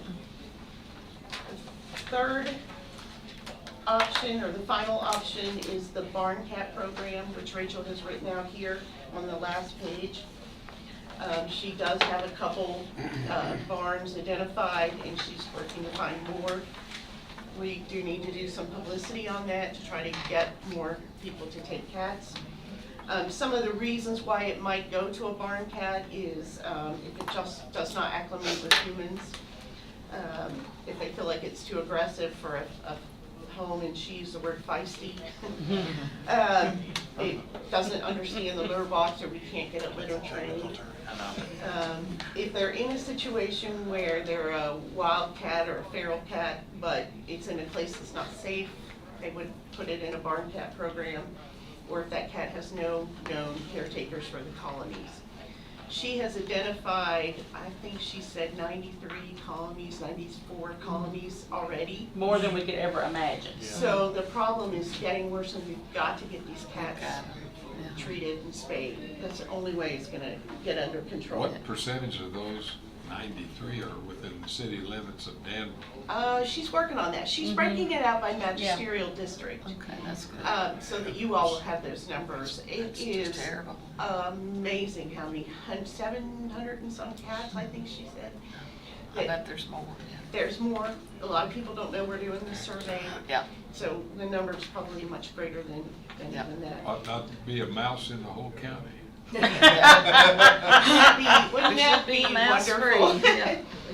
She's also written some That'll be our next protocols. problem. We got a mouse problem. She's also written some adoption protocol that, that I've included here. So that's the barn cat program. There's one other piece of this that I just wanted to talk through before I add it to the policy, because I want you to be aware that under our ordinance, all animals excluding community cats. So that would mean if you have a cat on your property that is your pet, it is treated the same as a dog running at large. So that person could be cited for letting their cat out, which I think is something that is going to take a lot of public education to enforce that. It's going to be really hard for the public to understand if we start citing them for their cats being running loose when we have community cats. I do see a problem here. I wanted to make sure you all were okay with keeping that language before I put it in the handbook. It's already in the ordinance, but as Elias said, it is not legal to let your cat run unrestrained. If it's a house cat. If it's a house Yeah. cat or a pet, your property. So that is something that I just want to make you aware of. I'd like to enter that into the policy as it is in the ordinance, but I just wanted to point that out to you. And then she has some. Does anybody want to comment on Yes. Say that again. So if you have a cat in your property, it's your pet, and it's a come and go cat, might wander to the neighbors, might come back a day later, that's not legal. It's not legal? It's not legal. It is running at large, according to our ordinance. And so, If it's a house cat, if it's your pet, if it's domesticated cat, yes. If it's that your stays pet, in the house, you feed but it, you you let it care out. for it, you vaccinate it, you take it to the vet, that cat, it's not legal to allow that cat to run at large. But on the other hand, we have community cats that are running at large. I think it's a little conflicting. It's very conflicting. Yeah, and I knew that we needed to discuss this. That one's gotta go, because you can't. Yeah. You're almost penalizing people for taking care of their Yes. cats, I For feel being like. good. So I As didn't long as want to they've put done that in everything there. else. See, Yeah. for years, we had feral cats that I cut a Yeah. tiny door into our garage, so I'm sure that that would qualify a counselor as a house cat, even though she never was in the house, You she care was in the for it garage. 5 days, if you care for an animal for 5 days, by law, Sounds like it's your yours. cat, Tom. Yeah. Yeah. I'm with So, Jason on this, that I've got a house cat, don't have her anymore, but we'd be fine, because it's no different than, what the ordinance is saying, it's no different than a dog. Right. You know, it's illegal for dogs to run at large, so they're either supposed to be It's on a illegal leash for or they're your supposed to goat. be put up, Yeah. you know, in a pen. So you're looking at it the same way, we're looking at cats the same way they would a dog. gonna We be don't have awkward at roaming- best. Which we can't. We don't have roaming packs of dogs, and that's where I get conflicted. It's like, we don't have colonies of dogs, Mhm. but we do cats. And so how do you distinguish what's a The home main cat? reason I have a cat is so that it can go out and stop mice from coming into my Right, house right. because I live, on some acreage. It's like, I just had a And, feeling this would be a problem, and so I wanted to discuss yeah, it with you. we've got to, But because it's I state mean, law. No, No, it's ordinance. it's Local an ordinance. We need to Okay. look at that, we need to look at some other counties. I don't think we need to look at anything, we just need to, because, just in my neighborhood alone, I've got cats that, Right. that are up the street that come into my yard, it's just like, it's a cat, it's gonna do that, It's a little different than a dog coming at you or whatever. Main reason you don't want a dog monitor is because the dog's gonna end up possibly biting you or whatever. So, Or get hit, or get run over. I mean, Yeah. part of this, we're wanting to discourage people from feeding because if you're feeding cats, that creates The colony. the colony. Yeah. But these protocols encourage caretakers because we're offering possibly food to a caretaker. I think that the colonies, the way it's written, the way that we discussed, is they need a caretaker. So that's where I get conflicted. You're saying, we'll help you, we'll get food, we'll help you with these colonies if you'll take care of them. But then don't let your personal cat out or you broke the law, you're gonna get cited, you're gonna go to court. Well, I mean, the colony cat ends up becoming your technical Right, cat right. because you're feeding it. Right, that's Yeah. my side, that's Yeah. where on the flip side of it, Yeah. is if you're feeding the cats, then they become a colony, you ultimately are taking in Yeah. that whole colony You are. of You are. cats. Mhm. And now that cat has to stay within your confines. Right, it just, as I worked through this over the weekend, I'm like, this is gonna cause problems. Although it is a problem when you take in all these cats and then they wander to the neighbors, because I mean, I think on Lexington Road close to my house, there's a cat place. They go- Colony? Yes, and they wander to other people's homes and stuff, and it's irritating. That'd be city though. Well, we That- are in that charge of wouldn't apply. enforcing the animal. Yeah, The regardless. animal regulations fall to us, That's true. yeah. So did you say it's in the ordinance now, or Our it's local ordinance, it is. So- about the cats? Yes. It's Okay. all animals running at large, excluding community cats. So I think we need to kick the ordinance back to the animal control for modification Yeah. recommendations. We could go ahead and pass this policy. Rachel has made a great chart that I'd like to incorporate, just kind of breaks everything down to how we treat the cats, but I didn't want to put this ordinance language in the handbook until we had a discussion, so. But you want to approve the animal I'd like to intake approve the protocol. protocols that we have in front of you, and let's kick the ordinance back for review to the animal control. That would be my recommendation. Okay. Make a motion. Motion by Magistrate Bodner, second by Magistrate Sleeper. Any discussion on Section 5, Animal Intake Protocols? Seeing none, all those in favor signify by saying aye. Aye. Any opposed, nay? Motion carries. Also in your packet is the Boyle County EMS run sheet, revenue report, no, I'm sorry, not run sheet, revenue report for fiscal year 24-25 through the end of April. Looks like they ended the month of April with 597 runs. All right, so we are up to magistrate reports. And Magistrate Ellis, we will start with you today. Thank you, Judge. Yes, sir. I'm sure I'm not the only one getting phone calls because, quote, fiscal court is raising the school tax. And that meeting's tonight. It's tonight? It's tonight. Okay. So, somebody said the 27th. I thought it was last night. I'm hoping that the advocate messenger is with us right now because that has to be clarified. They have no idea what a SPG is, a special taxing district.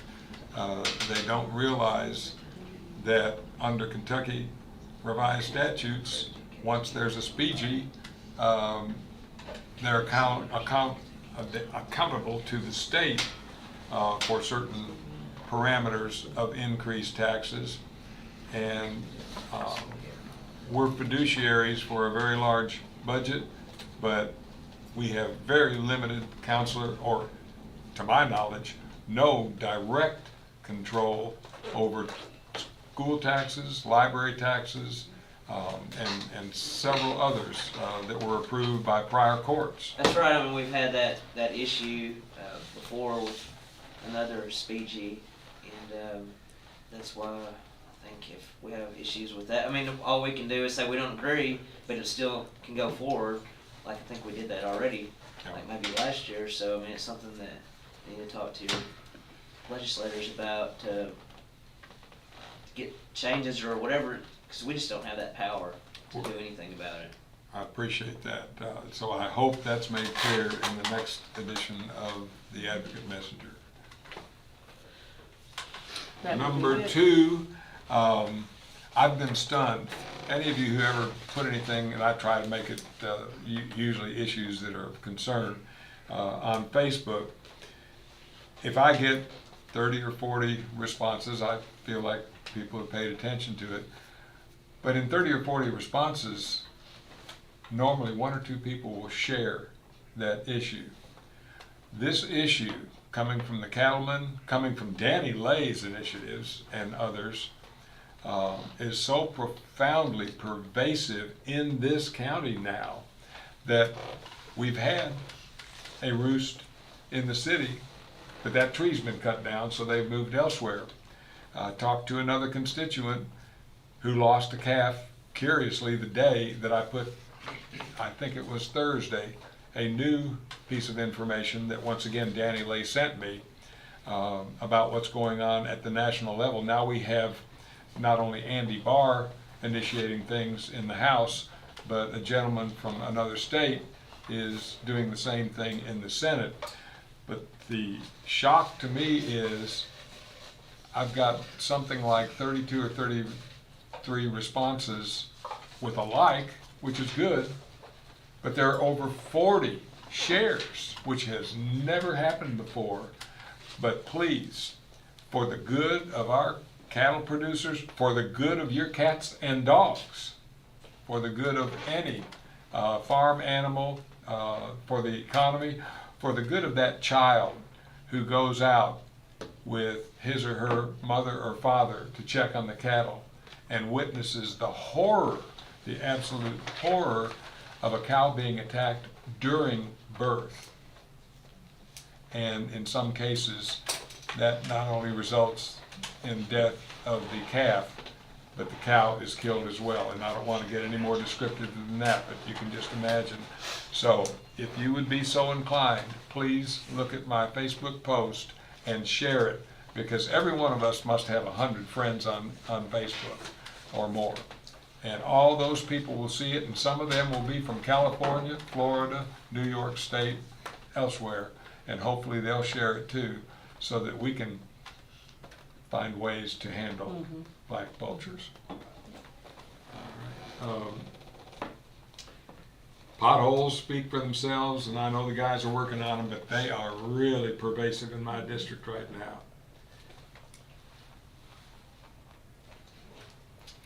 I'm going to share my colleague to my left, Paul Bodner, concern that as far as I'm concerned, any future budget that we have is not going to be a repair to the swimming pool that we agreed to last week. I just think there comes a time to cut bait. So a real grave concern that was a shock to me. You're talking about it, Bunny Davis. Yes, yeah, thank you. If anybody missed it when we were last together, we are paying for 2 and 3 and sometimes 5 days a week for the convenience of patients going home from Mercer County from Ephriam McDowell. We're paying for ambulance runs. That is absolutely against the co-signed agreement that we have with any EMS or other collaborative needs for firefighters or anything else. And if we need a motion, counselor, I'll make one that cease and desist immediately. That's our tax dollars being paid for the convenience of somebody who could call a cab or get a family member or a friend to take them either back to a facility or even, I've been told, or even to home. And that's just not right for our taxpayers. They're working under mutual aid, but we need to have a discussion with Judge Steele and because that's an emergency run, and it's not an emergency to take somebody. That's right. That's why we need to have a conversation with Judge Steele. So I'm working on getting a meeting with the EMS committee. With the EMS committee. And our director and our judge and their people to have a meeting and discuss that issue. So. Yeah, mutual aid's meant to be temporary. That's right. And I think we're getting into permanent if we don't. Yeah. If you saw the news last night on Channel 18, Kendall Clinton has done a wonderful job on Constitution Square with a 2+ minute clip that I sent to the judge last night, and I've sent to Bill, and Bill has posted it on our website. So take a look at that. understand that the commitment that I heard from him, that he got from Channel 18, is there will be a promotion of some kind of Boyle County every day of this week, and a major one for brass band at the end of the week. So that's a I actually wonderful. saw it last night Yeah, while yeah. they were presenting it, so yeah. it was And good. Judge, I hope I sent you the fact that we're gonna have a couple of McDowells coming in. Yeah, yeah, Okay, good, I sent yeah. that to you. Yeah, that's awesome. Remarkably, because we've got a chain of folks who came 7 or 8 years ago for the anniversary of the death of Judge Shannon McDowell, the architect of the first Kentucky Constitution. Just out of the blue, I got a notice because they call me their adopted cousin. They want me to show them around Constitution Square and other places this Friday. So Judge, you'd be welcome to join me, but I know it's up to you, your calendar. And then finally, Thank you. I will not be here at the next meeting, and I will, unfortunately, I had to go to Katina and apologize because I'd already registered for the conference that starts on the 10th, but I'm a delegate for my church to a 5-state conference of global Methodists. So hope you all have a good meeting. Thank you, Judge, that's it. All right, thank you, Magistrate Ellis. Magistrate Bodner? I cannot express how happy I am the budget is done. I cannot express how many meetings we've come to, and I'm glad that's over. Yeah. We are gonna have the balloon event with Junction City Matters is working with the airport. And that balloon event is gonna be in August. I know I'll say this a few times, but I was looking, it's the 24th. Balloons over the bluegrass. So be sure and remember that event, even though it's a little ways off, time flies. We also at Junction City Matters are still working with the outreach program at the library, and they're gonna do a diamond painting party Monday, June 16th, and Anything Goes art on Monday, July 21st to try to get our community together. And it's been a slow process getting people to come out, but I think once we can ever get that, You just have to keep plugging. Yep, I tell keep them plugging every along. time. Let's see. Oh, the Bodners of Austria used the Constitution Square. We had a wonderful picnic. We had Awesome. about 50 people.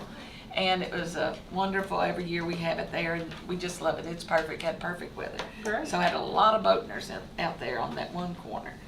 I've got Vacation Bible School coming up. We've got that training June 10th through the 12th. Got vacation with 20 of my family members. Y'all pray for us all. And then I have the 250 year. We're going to have another meeting with the 250 year celebration. So that's all I've got. All right, thank you, Master Bodner. Master Harmon? I pretty much covered the south end of Danville. Got all my districts in the city. So a lot of things they take care of. And they do a really good job. Brag on the city. A lot of people don't. A lot of them live in the district, don't brag on it. But they do a really good job at their public works.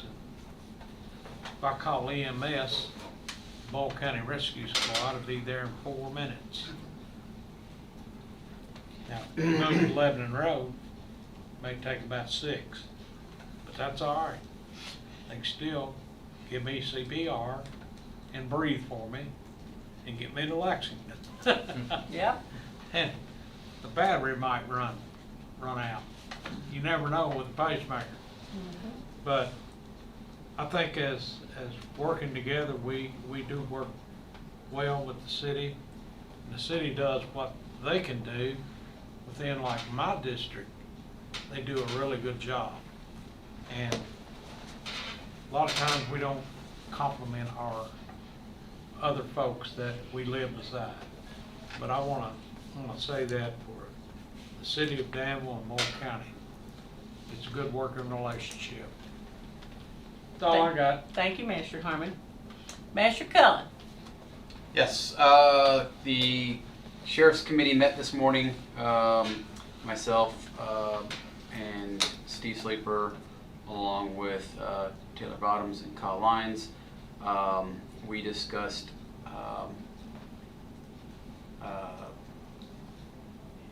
possibility of having some new deputies coming on in the middle of the year, and they were excited about the fiscal courts, supporting their needs with adding the new deputies. We discussed drug enforcement in the community. They said that it still is out there, but I mean, I guess because in the past we've cracked down so much that it seems like maybe a lot of the deals are happening outside of the county, which is great, but we don't want that to start slipping back in. So Great for us, bad for other counties. Yep. But we're all working together, and so so hopefully with some new deputies we'll continue to be able to keep the enforcement up, which led us into the discussion about any vehicles that comes through the fiscal court. We'd like to get back to them utilizing any funds to outfit those vehicles. That's what it was prior to COVID, and where we got a lot of COVID money. That we utilize those funds to help them, but we want to get back to that. We're also trying to work on a solution for a range for them. They used to use the Mercer County range, and it seems like a give relationship with Mercer. They decided that we weren't allowed at their range anymore, and so now we're looking for our own. And so Earl and I slightly talked about it a little bit, and hoping to bring a judge in and figure out if we can somehow utilize the one that the city has. We've been working a lot better with the city on a lot of different initiatives, and I think this is one of those little team building things. Sheriff discussed that it would be nice if we could even kind of do some joint stuff together, because they, when they respond to stuff, they've got to work together. Mm-hmm. So there's options there. So so I think that was all we discussed. That's all I had written down. Steve, anything you had? Yeah, I think you covered it all. So. Yeah. So we met one of our newest employees, and appreciate all they do for our community. And I'll go ahead and make the motion to submit that report. Okay, I have a motion by Magistrate Colin, second. Magistrate Sleeper. Sorry, I saw him. You're the committee. I heard you, but I saw him. Magistrate Sleeper. All those in favor signify by saying aye. Aye. Any opposed, nay. Motion carries. As far as the Mercer County response goes, Mike believes it's maybe once a week, but he's going to get us numbers, and I've asked him to start reporting that during our committee meetings as well, to get us those numbers in the committee reports, and he apologized that he didn't do that before. But all said and done, they're kicking butt out there, and they're working their butts off and stuff like that, and they always Mike's always been fantastic about coming to us with new ideas. He's had several that has really helped out this county, and so he does bring a lot of good ideas to us, and this discussion started because of him. Our biggest concern is really just wearing out our people. They're 597 runs. It's a lot. It's a lot. You start averaging that based on 30 days a month, and you're going to see just how much it is. So I know Paula spoke about the balloon race. It's fantastic that they're taking that on. They're going to need a lot of help, so please attend the Junction City Matters meetings. It's a mouthful right there. When is the next one? June the 2nd, but we've got a lot of people with Vacation Bible School, so we're trying to take a poll to see if we can readjust it, because we've got so many of our main people out for Bible school. So if we are, I'll let you know. Okay. I'll let you know, but it is June 2nd right now, and it may go ahead, they may go ahead and meet. Okay. I think they talked before about meeting more often as the balloon race starts to come closer. But if you don't mind me saying, reach out to Paula or Brittany about if you have the opportunity to volunteer for the balloon race. I know they're looking for volunteers, and that's a big event, but it's fantastic. And just, was it 6,000-7,000 people last year on a day It was that incredible. Well, if you think about it, it was scheduled for Friday, but Yeah. they moved it to a Sunday. Yeah. And you still get 6,000 to 7,000 people out Yeah. there. And that's, I mean, Sunday seems like a better day to do it anyway. Yeah, yeah, it was a So, good day. It was a good day. yeah, so I'm looking forward to it as Yeah. well. They said in 30 minutes, every vendor was out. Yeah. Every, It was every crazy. piece of it, every, Yeah. so now we're going really big, so. Yeah. Gonna try to anyway. So, and while you're waiting for that fantastic event, I guess we should talk about Brass Band Festival coming up. Make sure we attend that as well. So, support our good local. I think they're needing volunteers for the Pepsi wagon. I saw on Facebook. I was waiting for Chris. Chris usually hits me up. I haven't heard from them at all this year, so they didn't seek mine. There was somebody on Facebook I saw yesterday that was. They didn't seek me out to help them, so I don't know. He normally rings me in. Me and my kids usually do that for a couple hours. They look like. Okay. I'll look into that. So, anyway, I think that's all I have. All right. Thank you, Master Cullen. Master Cain. All right, yeah, I'll just jump in right there. I was gonna say that, but Brass Band Festival, Thursday, Friday, and Saturday coming up, so hopefully everybody can attend. And also, Senator graduation was this weekend. We had a nephew that graduated, and we like to say he was a physics major, and first and only, and probably ever, physics major in the family, so. So we feel confident in saying that, but it was a beautiful morning on the football field, well attended, big crowds in town for Senator's graduation, so Awesome. campus is temporarily gone quiet while they reload and get ready for Brass Band Festival and then all the summer stuff that happens there. I appreciate Magistrate Ellis mentioning Memorial Day. This year, us following, it's a little different than we've sometimes been, but I do always like to say my grandfather's name, Paul Woodrow Craig, who I never knew because he was killed in World War II when my mom was 6 and my aunt was 3. He died in action November 29th, 1944. So that's just one close representation for me, for thousands of other families that are impacted by the fact that freedom is not free.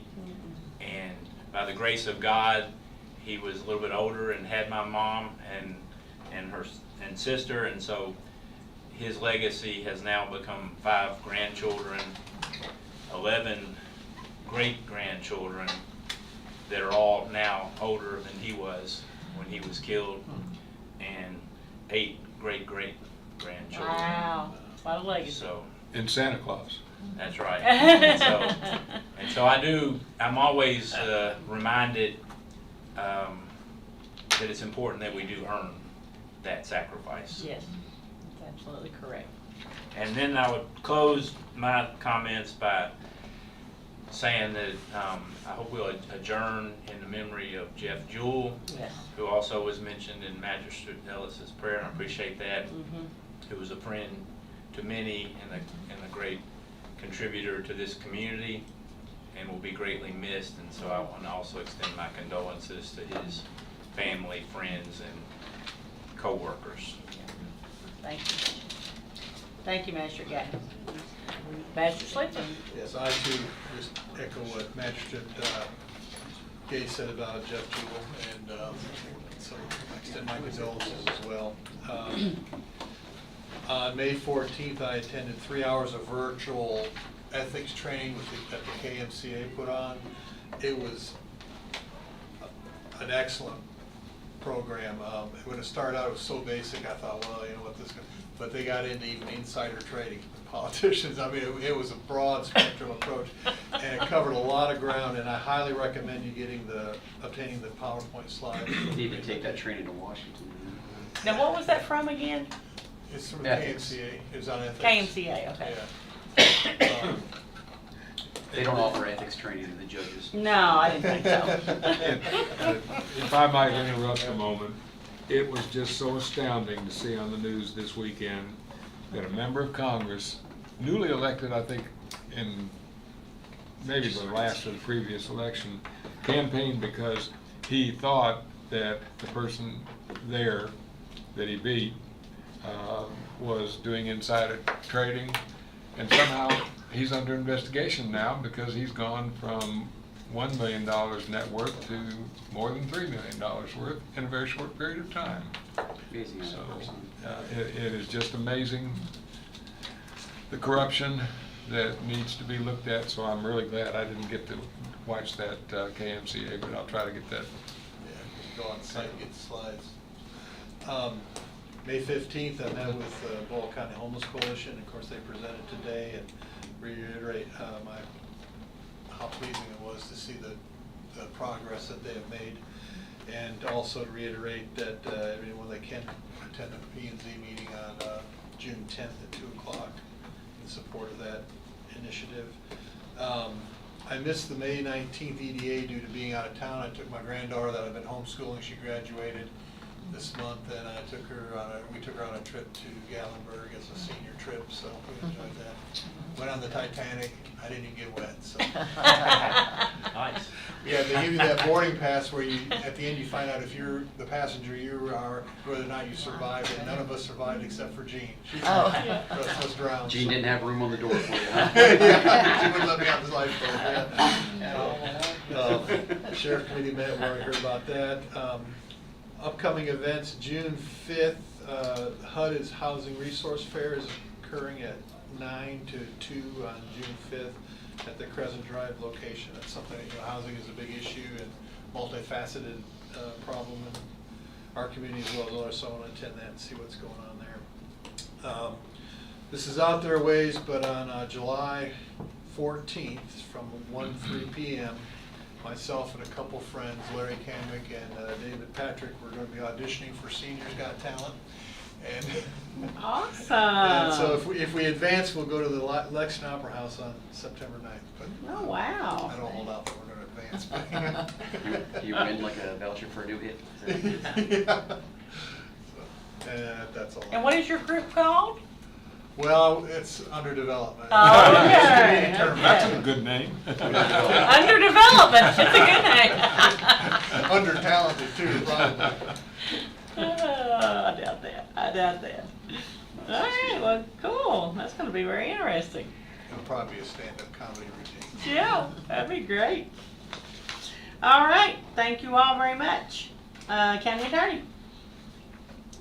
I don't really have a whole lot other than as it gets warmer, crimes seem to increase, especially see that in the drug community. So just beware of that. Our dockets will start getting larger, unfortunately. But, we do have a lot of good treatment facilities here in Danville. I got to attend the Shepherd's House. The judge was there on Friday, and that's just a really good organization for our community. There's other great organizations as well within our community that treat drug treatment, but we've got a special bond with the Shepherd's House. It's been there since I took office. We have a contract with them to provide so many beds, and I think they do really good work.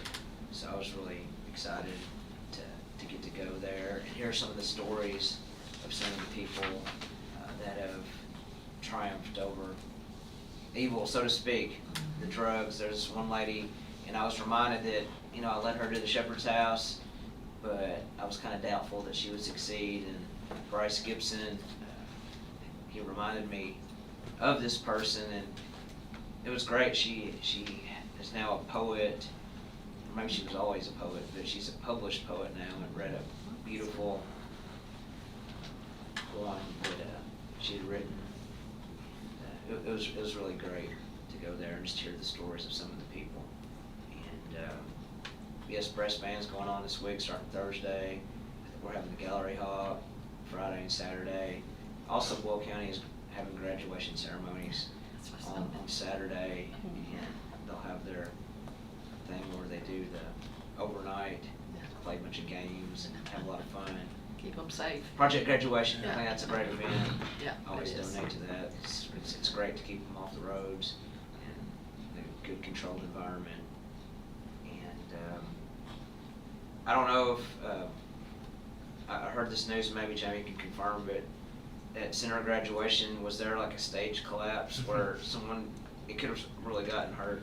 Yeah, it was, a big gust of wind came up and, they had the stage backdrop and the whole frame fell over, and thankfully the frame, which is the metal part, did not hit anybody, but the people on stage were basically, the backdrop is pretty much just the sheet, if you will. So thankfully that kind of covered the people on stage, and thankfully no one was injured. But if it had hit somebody, it would have really hurt them. It would have hurt them, yeah. But thankfully, it kind of fell off of the platform, and before it got to the front row of graduates, and so it was a little bit of a little excitement there, but all was well. So we're thankful Yeah. that didn't happen. But other than that, that's all I have. Okay, thank you. Could I mention one Yes, thing? ma'am. Since he mentioned, I had it right here, but my grandson Austin's graduating from Boyle County High, so since you mentioned that. My daughter Emery is too. And he has won his first game in the region in baseball, so we're excited about that. I forgot to mention that. Awesome. Sorry. Awesome. And they're gonna try it, but they're not gonna play tonight, yeah. They were were supposed to talking- play talking tonight. on the radio this morning Yeah, about but too possibility. much rain. Oh, I was saying one more thing too. Our doubles team, Hannah Bischoff, Maya Smith, they're supposed to play today in the state tennis doubles tournament. They're still going to play. There's some indoor facilities in Lexington and Nicholasville. So, wishing them luck. Yes, yes. Very good. All right, thank you. Ms. Julie? We just have I meant to bring this up earlier. It's time to review the administrative code, our favorite part of the year. Is there anything that you would like to include in this year's version? I would prefer that the court give feedback on what you'd like on the front end instead of the back end. Yeah, I talked before about adding this is something the finance committee can get together and do, but just some parameters around the budget process. Outside of the state budget handbook, I guess. How, Exactly what it would. so I think how we ran it this year is how Okay. we want to maybe do it for going forward. I think there was a little bit of confusion about who does what, which is kind of why I brought up maybe we just kind of have a procedure so we know there's no As far as like the appropriations request and Timing. the different, timing yeah, and timing, all that different stuff. meetings. Yeah. Okay. So, Okay, we can work on that. yeah. Everything else good? I think we can get you more feedback. Okay. Yeah, they can email you. Okay, that'd be great, yeah, just so I may get it right on the first try. The second thing is, the state is now allowing us to do electronic payments for standing orders, which would be a tremendous help for our utility bills, primarily, I think. Yes. So we'd like to add that in is for standing orders. And the KU bill is a perfect example where it sat for several weeks and we got late fees on every bill. And it wasn't us, No. but there's nothing we could do about it. We had to pay all but one. So I think that EFT payments would be, What defines a standing order? It doesn't have to be like a specific that dollar. list that you approved as part of the budget is the Yeah. only things that can be paid. Standing. It's, utility bills. Okay. When I say standing, I kind of hear like, a specific amount each No, they're time. pre-approved every year. Yeah, they're just And pre-approved. only what's on that list. Yes. Yeah. Telephone, utilities, Great. I mean, it's going to vary. Salaries. Salaries. Electricity will vary. insurance. Insurance, yeah. Yeah, it's very specific. Great. So we'd like to add that in there as well with your permission to go ahead and do that. That would save, I think in the long run, save us some money. Is anybody opposed to that? Okay. It still shows up on our bill sheets. So Yes, Yes. everything shows up on the bill sheet. I mean, it's just a different way of paying it. Exactly, so. Instead of cutting them a check, we can do it electronically and get the payment there faster. Save those fees. And I think the travel that we adopted last fall, I'll put that in. But I just want to make sure we're on the same page what we're adding in. Anybody want to change the travel per diem? Yeah. Back to the way it used to be. Back to the way it used to be? If you do, notify Julie by email. Yes. Please. All right, is that it? That's it. Thank you, ma'am.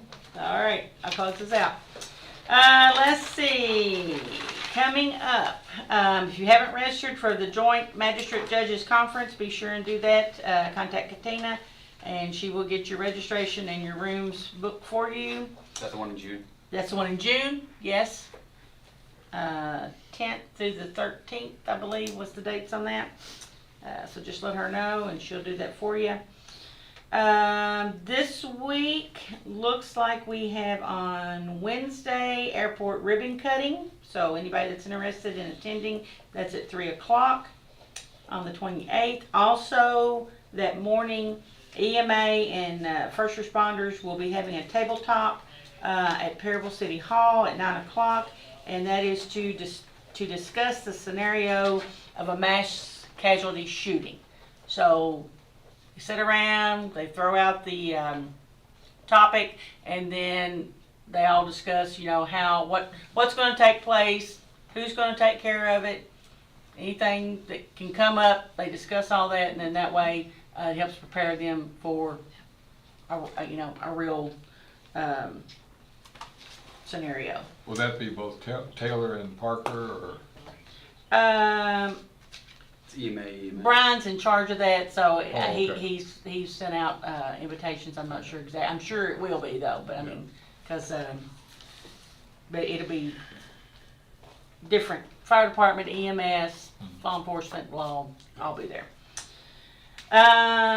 On Thursday, June the 5th, Kiwanis is sponsoring a Pies in the Park, and there are different people around town that are going to be baking pies and entering them in as a fundraiser.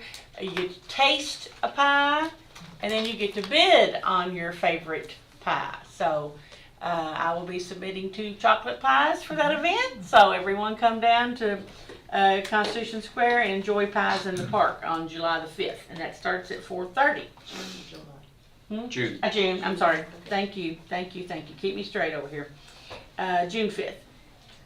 Also, on June the 9th, we will have another emergency response actual bus wreck scenario. So they're working out the details for all that, and it'll probably be discussed on Wednesday morning as well. And that's going to be an actual event where they have a bus wreck, and there's several casualties, including students and, you know, bus driver and different things. So that will be at the factory that's vacant. I can't think of the name of it off the top of my head. LSC. Yeah, Cody. Oh, yeah. Cody. That'll be taking place at Cody, and that'll be on June the 9th. June the 10th is America's 250th the next America's 250th meeting at 2 o'clock at Intercounty RECC. So if you haven't attended a 250th meeting, be sure and try to come out and get on a committee, and because they're doing a lot of wonderful planning, and a lot of great things are going to happen next year for our America's 250th event. And let's see, I believe that may be all. I do have one question. Yes, sir. I know we're waiting on Frankfurt for these signs around town. Mm-hmm. What's the likelihood we can get the one put up at Constitution Square? Or is that a place? Is that where we want to have one put up? Yes, we're going to put one in Constitution Square. We can probably get it done this week, Okay. providing the weather holds out. I mean, it'd be a good time to drive post to put a sign up. So yeah, we'll try to get that done. I've talked to Roger about it, but I'll pinpoint a day. And, Yep. and on another Constitution Square issue, do I need to get with Roger about when we're going to put some concrete in the ground for the benches? Well, he needs to know where we're going to put them. Well, so that's true. Yeah, he did we got to mention go that. down there and decide where to place them. Yeah, Well, and then if you once want me to go along, but if you all want to make the decision, I'll trust that. Just let me know. Okay, we'll get together a time and go down there. Okay. Yeah. That answer your question? Mm-hmm. Okay. Thank you. All right. Anything else before we close out? JJ. Do you want an update from me? Sure. Go ahead. there's a lot going on, but, and I know it wasn't on the calendar. Thank you for being here. Thanks. I want to thank the judge and the fiscal court for all you guys do for us, especially in the budgeting process. And this morning, you had the public hearing on Ephriam McDowell's expansion. And what's not mentioned, or we don't tell our story good enough, is that if you look at that $120 million expansion, that's the same as a huge company coming into an area. Yeah. That's homegrown business that's here, that's growing. They will, now this is from their notes from Nick, he was going to speak, but went so quick this morning. Oh. So Nick's the strategy officer for Ephriam McDowell. That's going to take 30 months from the time that they award the bid and go through the construction process. So that's a multi-year process. But they've been planning it for several years, haven't they? I mean, you've all been involved, you've seen the plans, and they started with parking lots and stuff. There's going to be 75 to 100 construction workers down here any given day doing all that construction. That's a huge economic impact. And our organizations have to do a better job of keeping you informed and the community informed. Just to say, when you had the public hearings there was nobody that showed up. So if they don't watch these meetings, or we can't get the word out, we don't have an advocate messenger, it makes it hard. So we got to keep telling our story and keep telling our story. That's a huge investment in Boyle County, in Danville, that everyone will benefit from. Just like Angie's $875,000 in grants, that doesn't come out of the taxpayer's pocket. And why I lead into this is that the next thing that we just did with the EDA, we were notified, it's not public, but we were notified that we've It's going to be public now. It's going to be public now. And it will be this, but EDA with the Industrial Foundation, which we act as staff for both, was awarded $1,013,000 for the industrial park for a grant through KPDI 3. Now the process is, it's a reimbursement process. So we got to go to the city, get a resolution, we got to send the resolution to the state. They run it through a KEDFA, Kentucky Economic Development Finance Authority application. It's going to take a couple months. Then we've got a short window to build this road, which the road will be between Megget Plant 2 and Pioneer Services, to open up another 80 or 90 acres. What's great about this KPDI Grant 3, there's a 20% match. Existing acres? Existing acres. Yeah, it's existing acres in the park, because the infrastructure, you still got to build out the infrastructure. How long has Industrial Foundation been around in those buildings? 30, 40, 50 years? And we're still building infrastructure. The community's still investing in itself. We show that as an economic development impact. It's not the ribbon cuttings that everybody wants to see, but you've got to do the hard work first. The groundwork. The groundwork. That's the problem. Nobody wants to pay for that. Why? Because it's expensive. So that investment, and that leads to this third point I wanted to make, is your investment in the DBCDC, multi-year, helps us plan to work with Ephriam McDowell, to plan for those infrastructure projects. So although there's not a lot of ribbon cuttings right now, you've got to lay the foundation. Just like building a house, you've got to lay the foundation. And then the next thing is the Cody plant, and there's been a lot, LSC, R.R. Dolan, there's been a lot of talk about that since they made their announcement in October. November they did the closing, the layoff. They're still moving out that equipment. So January we've met with multiple buyers. It is under contract. Contract will not be fulfilled or completed until July. What does that mean? It's a real estate deal. A $20 to $30 million real estate deal. Nobody knows what happens on a real estate deal. Chris has been around plenty of it. You've bought houses, and it's not done until it's done. But it's an investment company working with others to come in and backfill leases, like some of our others. SED, is owned by a corporate group that turns around and releases it out. So just that typical thing. But July, you'll see some things really start to happen. The property's marketed by CVB Real Estate now. The company we've been working with is Seville's out of Atlanta with the buyer. And then, once they actually get fully control of the property, then, we're still marketing it now, but you'll have two marketing entities, one for the facility itself, and then one for the extra property out there, 200 and some odd acres. So there's a lot of stuff going on, but it's behind the scenes. We can't get in front of it. We can't make an announcement. We can't name the clients.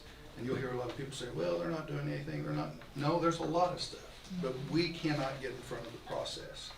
We can, it's clients, confidentiality. When they're ready, they'll notify us, we'll make the announcements, and then we'll be able to get everybody out there and meet and greet and talk more to find industry what they're in. JJ, I really understand that level of confidentiality, but we had a circumstance several years back where we lost well over 100 employees because our judge at the time and our mayor at the time had no idea what was going on, and either one of them with a personal relationship with the CEO of the company. We lost that to, I guess, not an adjoining county, but not far beyond the adjoining county, and now they've doubled their employees.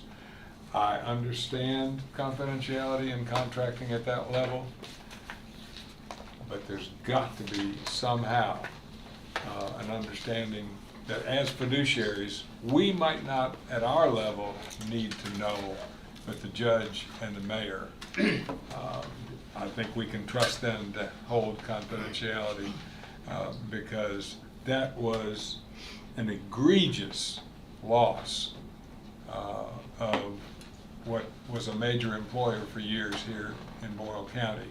And I don't know how you work that out and negotiate that when you're doing your work, but we can't suffer another one like that. Well, Tom, that was the whole purpose of reorganizing, going away from the EDP and going to the Development Corporation. You have the judge and the mayor that sit directly in those meetings that are advised. There's direct communication with not only the judge and the mayor, but then you also have a city council person and a magistrate that sit on the board as well. You have less individuals on the board now, which helps with efficiency. And so, yes, but what you have to have is you have to have an executive director that understands the need to get others involved, and that's where we're lucky to have JJ that will, doesn't matter what time it is, he'll give us a call if there's something we need to know about, something we need to act on, something we need to start lobbying. And that's that small group. When we would negotiate the $100 million contract for the state for Blue Cross, there were, I think, 5 out of 12 officers who knew what was going on. Yeah. But they knew and could provide whatever perspective they have. So that's very good news on that structure. Tom, and I think that's a good point, and thank you, Jason, too. The judge is engaged. We brief what goes on, and they understand confidentiality to the degree. We may not be able to talk to it at this level in the public and get that information out, but there's communication. There's definitely communication. There's definitely feedback. And if I don't know, I'm gonna raise my hand and say, Judge knows, I don't know. Who's our subject matter expert? Is there a contract out there? I don't practice law. I don't write contracts. I don't write leases. Farm that out. So there are specific things that go on, but for large projects like we're working on, we don't get to control the narrative or when that is. Sometimes, for instance, last Monday, we had the buyers group come in to look at the facility. We gave the tours, we did around. Tuesday, we had an operating group come in to look. We had questions. There was an on again, off again, even if they wanted me there. Sure. We have to trust the marketing professionals and the building owners to a certain extent. And then if they have questions, they know they can call me 24/7. And I know I can call anybody here that I need something. You've all expressed that in the past. And he does it in a way where he may not even need to break confidentiality. He just kind of says, I've got this project going on. we need, to talk about it because we may need the county's help, we may need the city's help. Yep. And that's the communication that we have right now. Good partnership. Good partnership, good communication, good levels of trust with one another. You don't have to worry about I can't trust them because, they're after me or whatever. It's not that, it's for the good of Boyle County, and all the cities within it. I mean, I don't know, can I mention that we had a group of people and where they were from not too long ago out here? Because I think we talked about it in our meeting, right? I think an operating group that came to look Yeah. was appropriate. You can say that much. We had a group from South Korea in town not too long ago. And that was what we were hoping to strive for with this new group, not just, and I know the EDP brought in, we had some site visits here and there or whatever, but we're not waiting for Kentucky to hand us down an opportunity. We're actually going out, or JJ and his group are going out finding those opportunities. He's going out marketing Boyle County. And then once he starts having these leads come in, he notifies the committee, the board right away. And that's why it's important for him to go to these out-of-state meetings and conferences that he goes to in order to connect with those people that you can't connect with just in Kentucky. While still having the relationship in Kentucky, which he does and Josh does. Yes. And I mean, if we want to take off one of the offshoots of just the job fairs that we're having at this capacity, we're having at least quarterly a job fair that fills up the showroom. Yeah. And has a waiting list. And correct. And we've got, these employers that are coming from not just Boyle County, but they're coming from Lexington and Mercer and, all over. And you're like, well, you don't want them pillaging our work staff, but by them coming here, that also opens up the opportunity for them to have negotiations with JJ, say, you got a good group of people here, we're really impressed. What opportunities are there for us to locate within Boyle County? From the long range aspect of this community, this is one of the most important conversations we've had in a long, long time. I'm going to take the flip side of it now because of something you just said. Each of our districts is unique, and we, as the magistrates who are not involved, need to be prepared for you to come and say, you have something in your area and I need to know all you can put down on paper for me. Well, tell me what it's about. Tom, I cannot share that with you, but trust me, it's for the good of the community. So we have to be prepared for that, so that we know something is vital to the future of this community. Well, JJ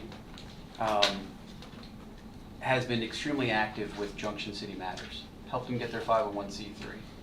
Why does JJ do that? JJ realizes that Junction City is where our housing is going to come from.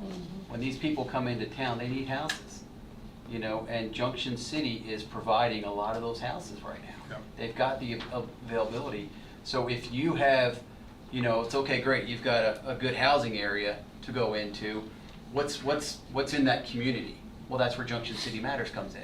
They're advertising themselves, they're rebuilding themselves, they're rebranding themselves to, we are a community that likes to get together. We like to hold these events. We have this heritage of a lot of different things, and that's why it's vital for JJ to be part of that, because he sees that and he can market that. And the amenities that you're working on for Junction City are vital to that as one of the major spokes, or maybe the hub of the wheel of getting that message out to those who would come here and invest with their the things we take advantage or take for granted here, other communities would love to have. A lot of, Brad from Intercounty said it a while ago. He said, the Brass Band Festival, that is something you don't get in every county, but you get some of these out of country people that want to come in here. They see something like that, like holy moly, the Balloon Festival. How often do you get to see that?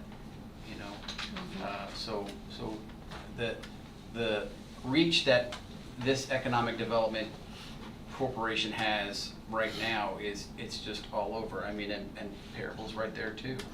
You know, and again, this, you know, mountain bike park, you know, the amenities that we can offer, it was kind of disappointing the other day when we were at Parks and Rec, and we were kind of talking, you know, the judge was talking about all the things that the county is going to start investing in Parks and Rec, and you kind of see a couple people that were like astonished at the amount of money we're getting ready to spend. Parks and Rec is economic development.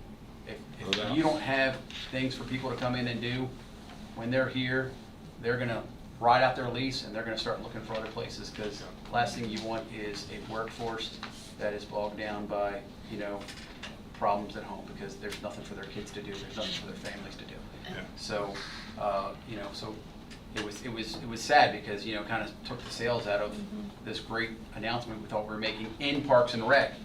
And then Parks and Rec turns around and starts kind of griping about stuff, and it was just sad. So I appreciate, you know, JJ and the vision that he has, and you know, when we interviewed him, we could kind of see, you know, how he set himself apart from some of the other candidates, and so, you know, I can call JJ at any time and get an answer out of something, and you know, it's great. So anyway. Mr. Bowden, did you I have just something? said, and it's still, the bike park is still a health issue for our future. Right. Our kids that go there and exercise and get off the couch, and it's a health issue for our workers to have some place to go, so it's a good thing. So again, I'll say thank you for being the bedrock of economic development. That multi-year funding that's going in gives us the ability to go out and do these initiatives that go over budget years. You know, We have committed for 2 years, this Yes. year and next year. And that's wonderful. Yeah, after the election and the court that sets that budget, Yeah. you'll have to come back and plead your case again. Absolutely, and that's fair, but Yeah. that gives us the ability to Yeah. plan.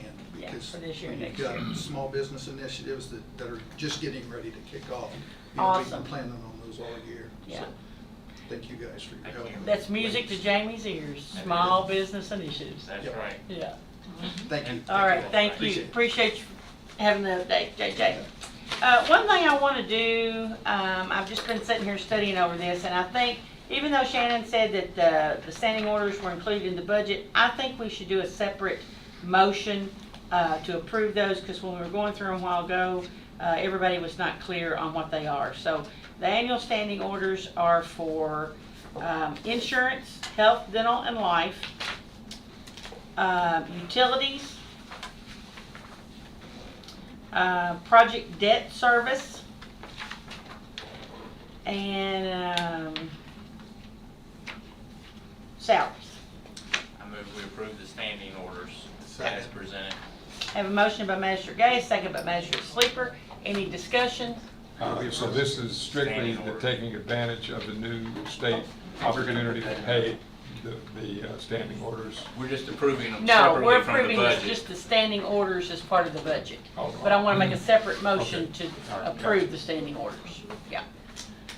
Okay. Because in the standing orders, I mean, it's an every year thing, we do this every year. The standing orders are just those routine bills.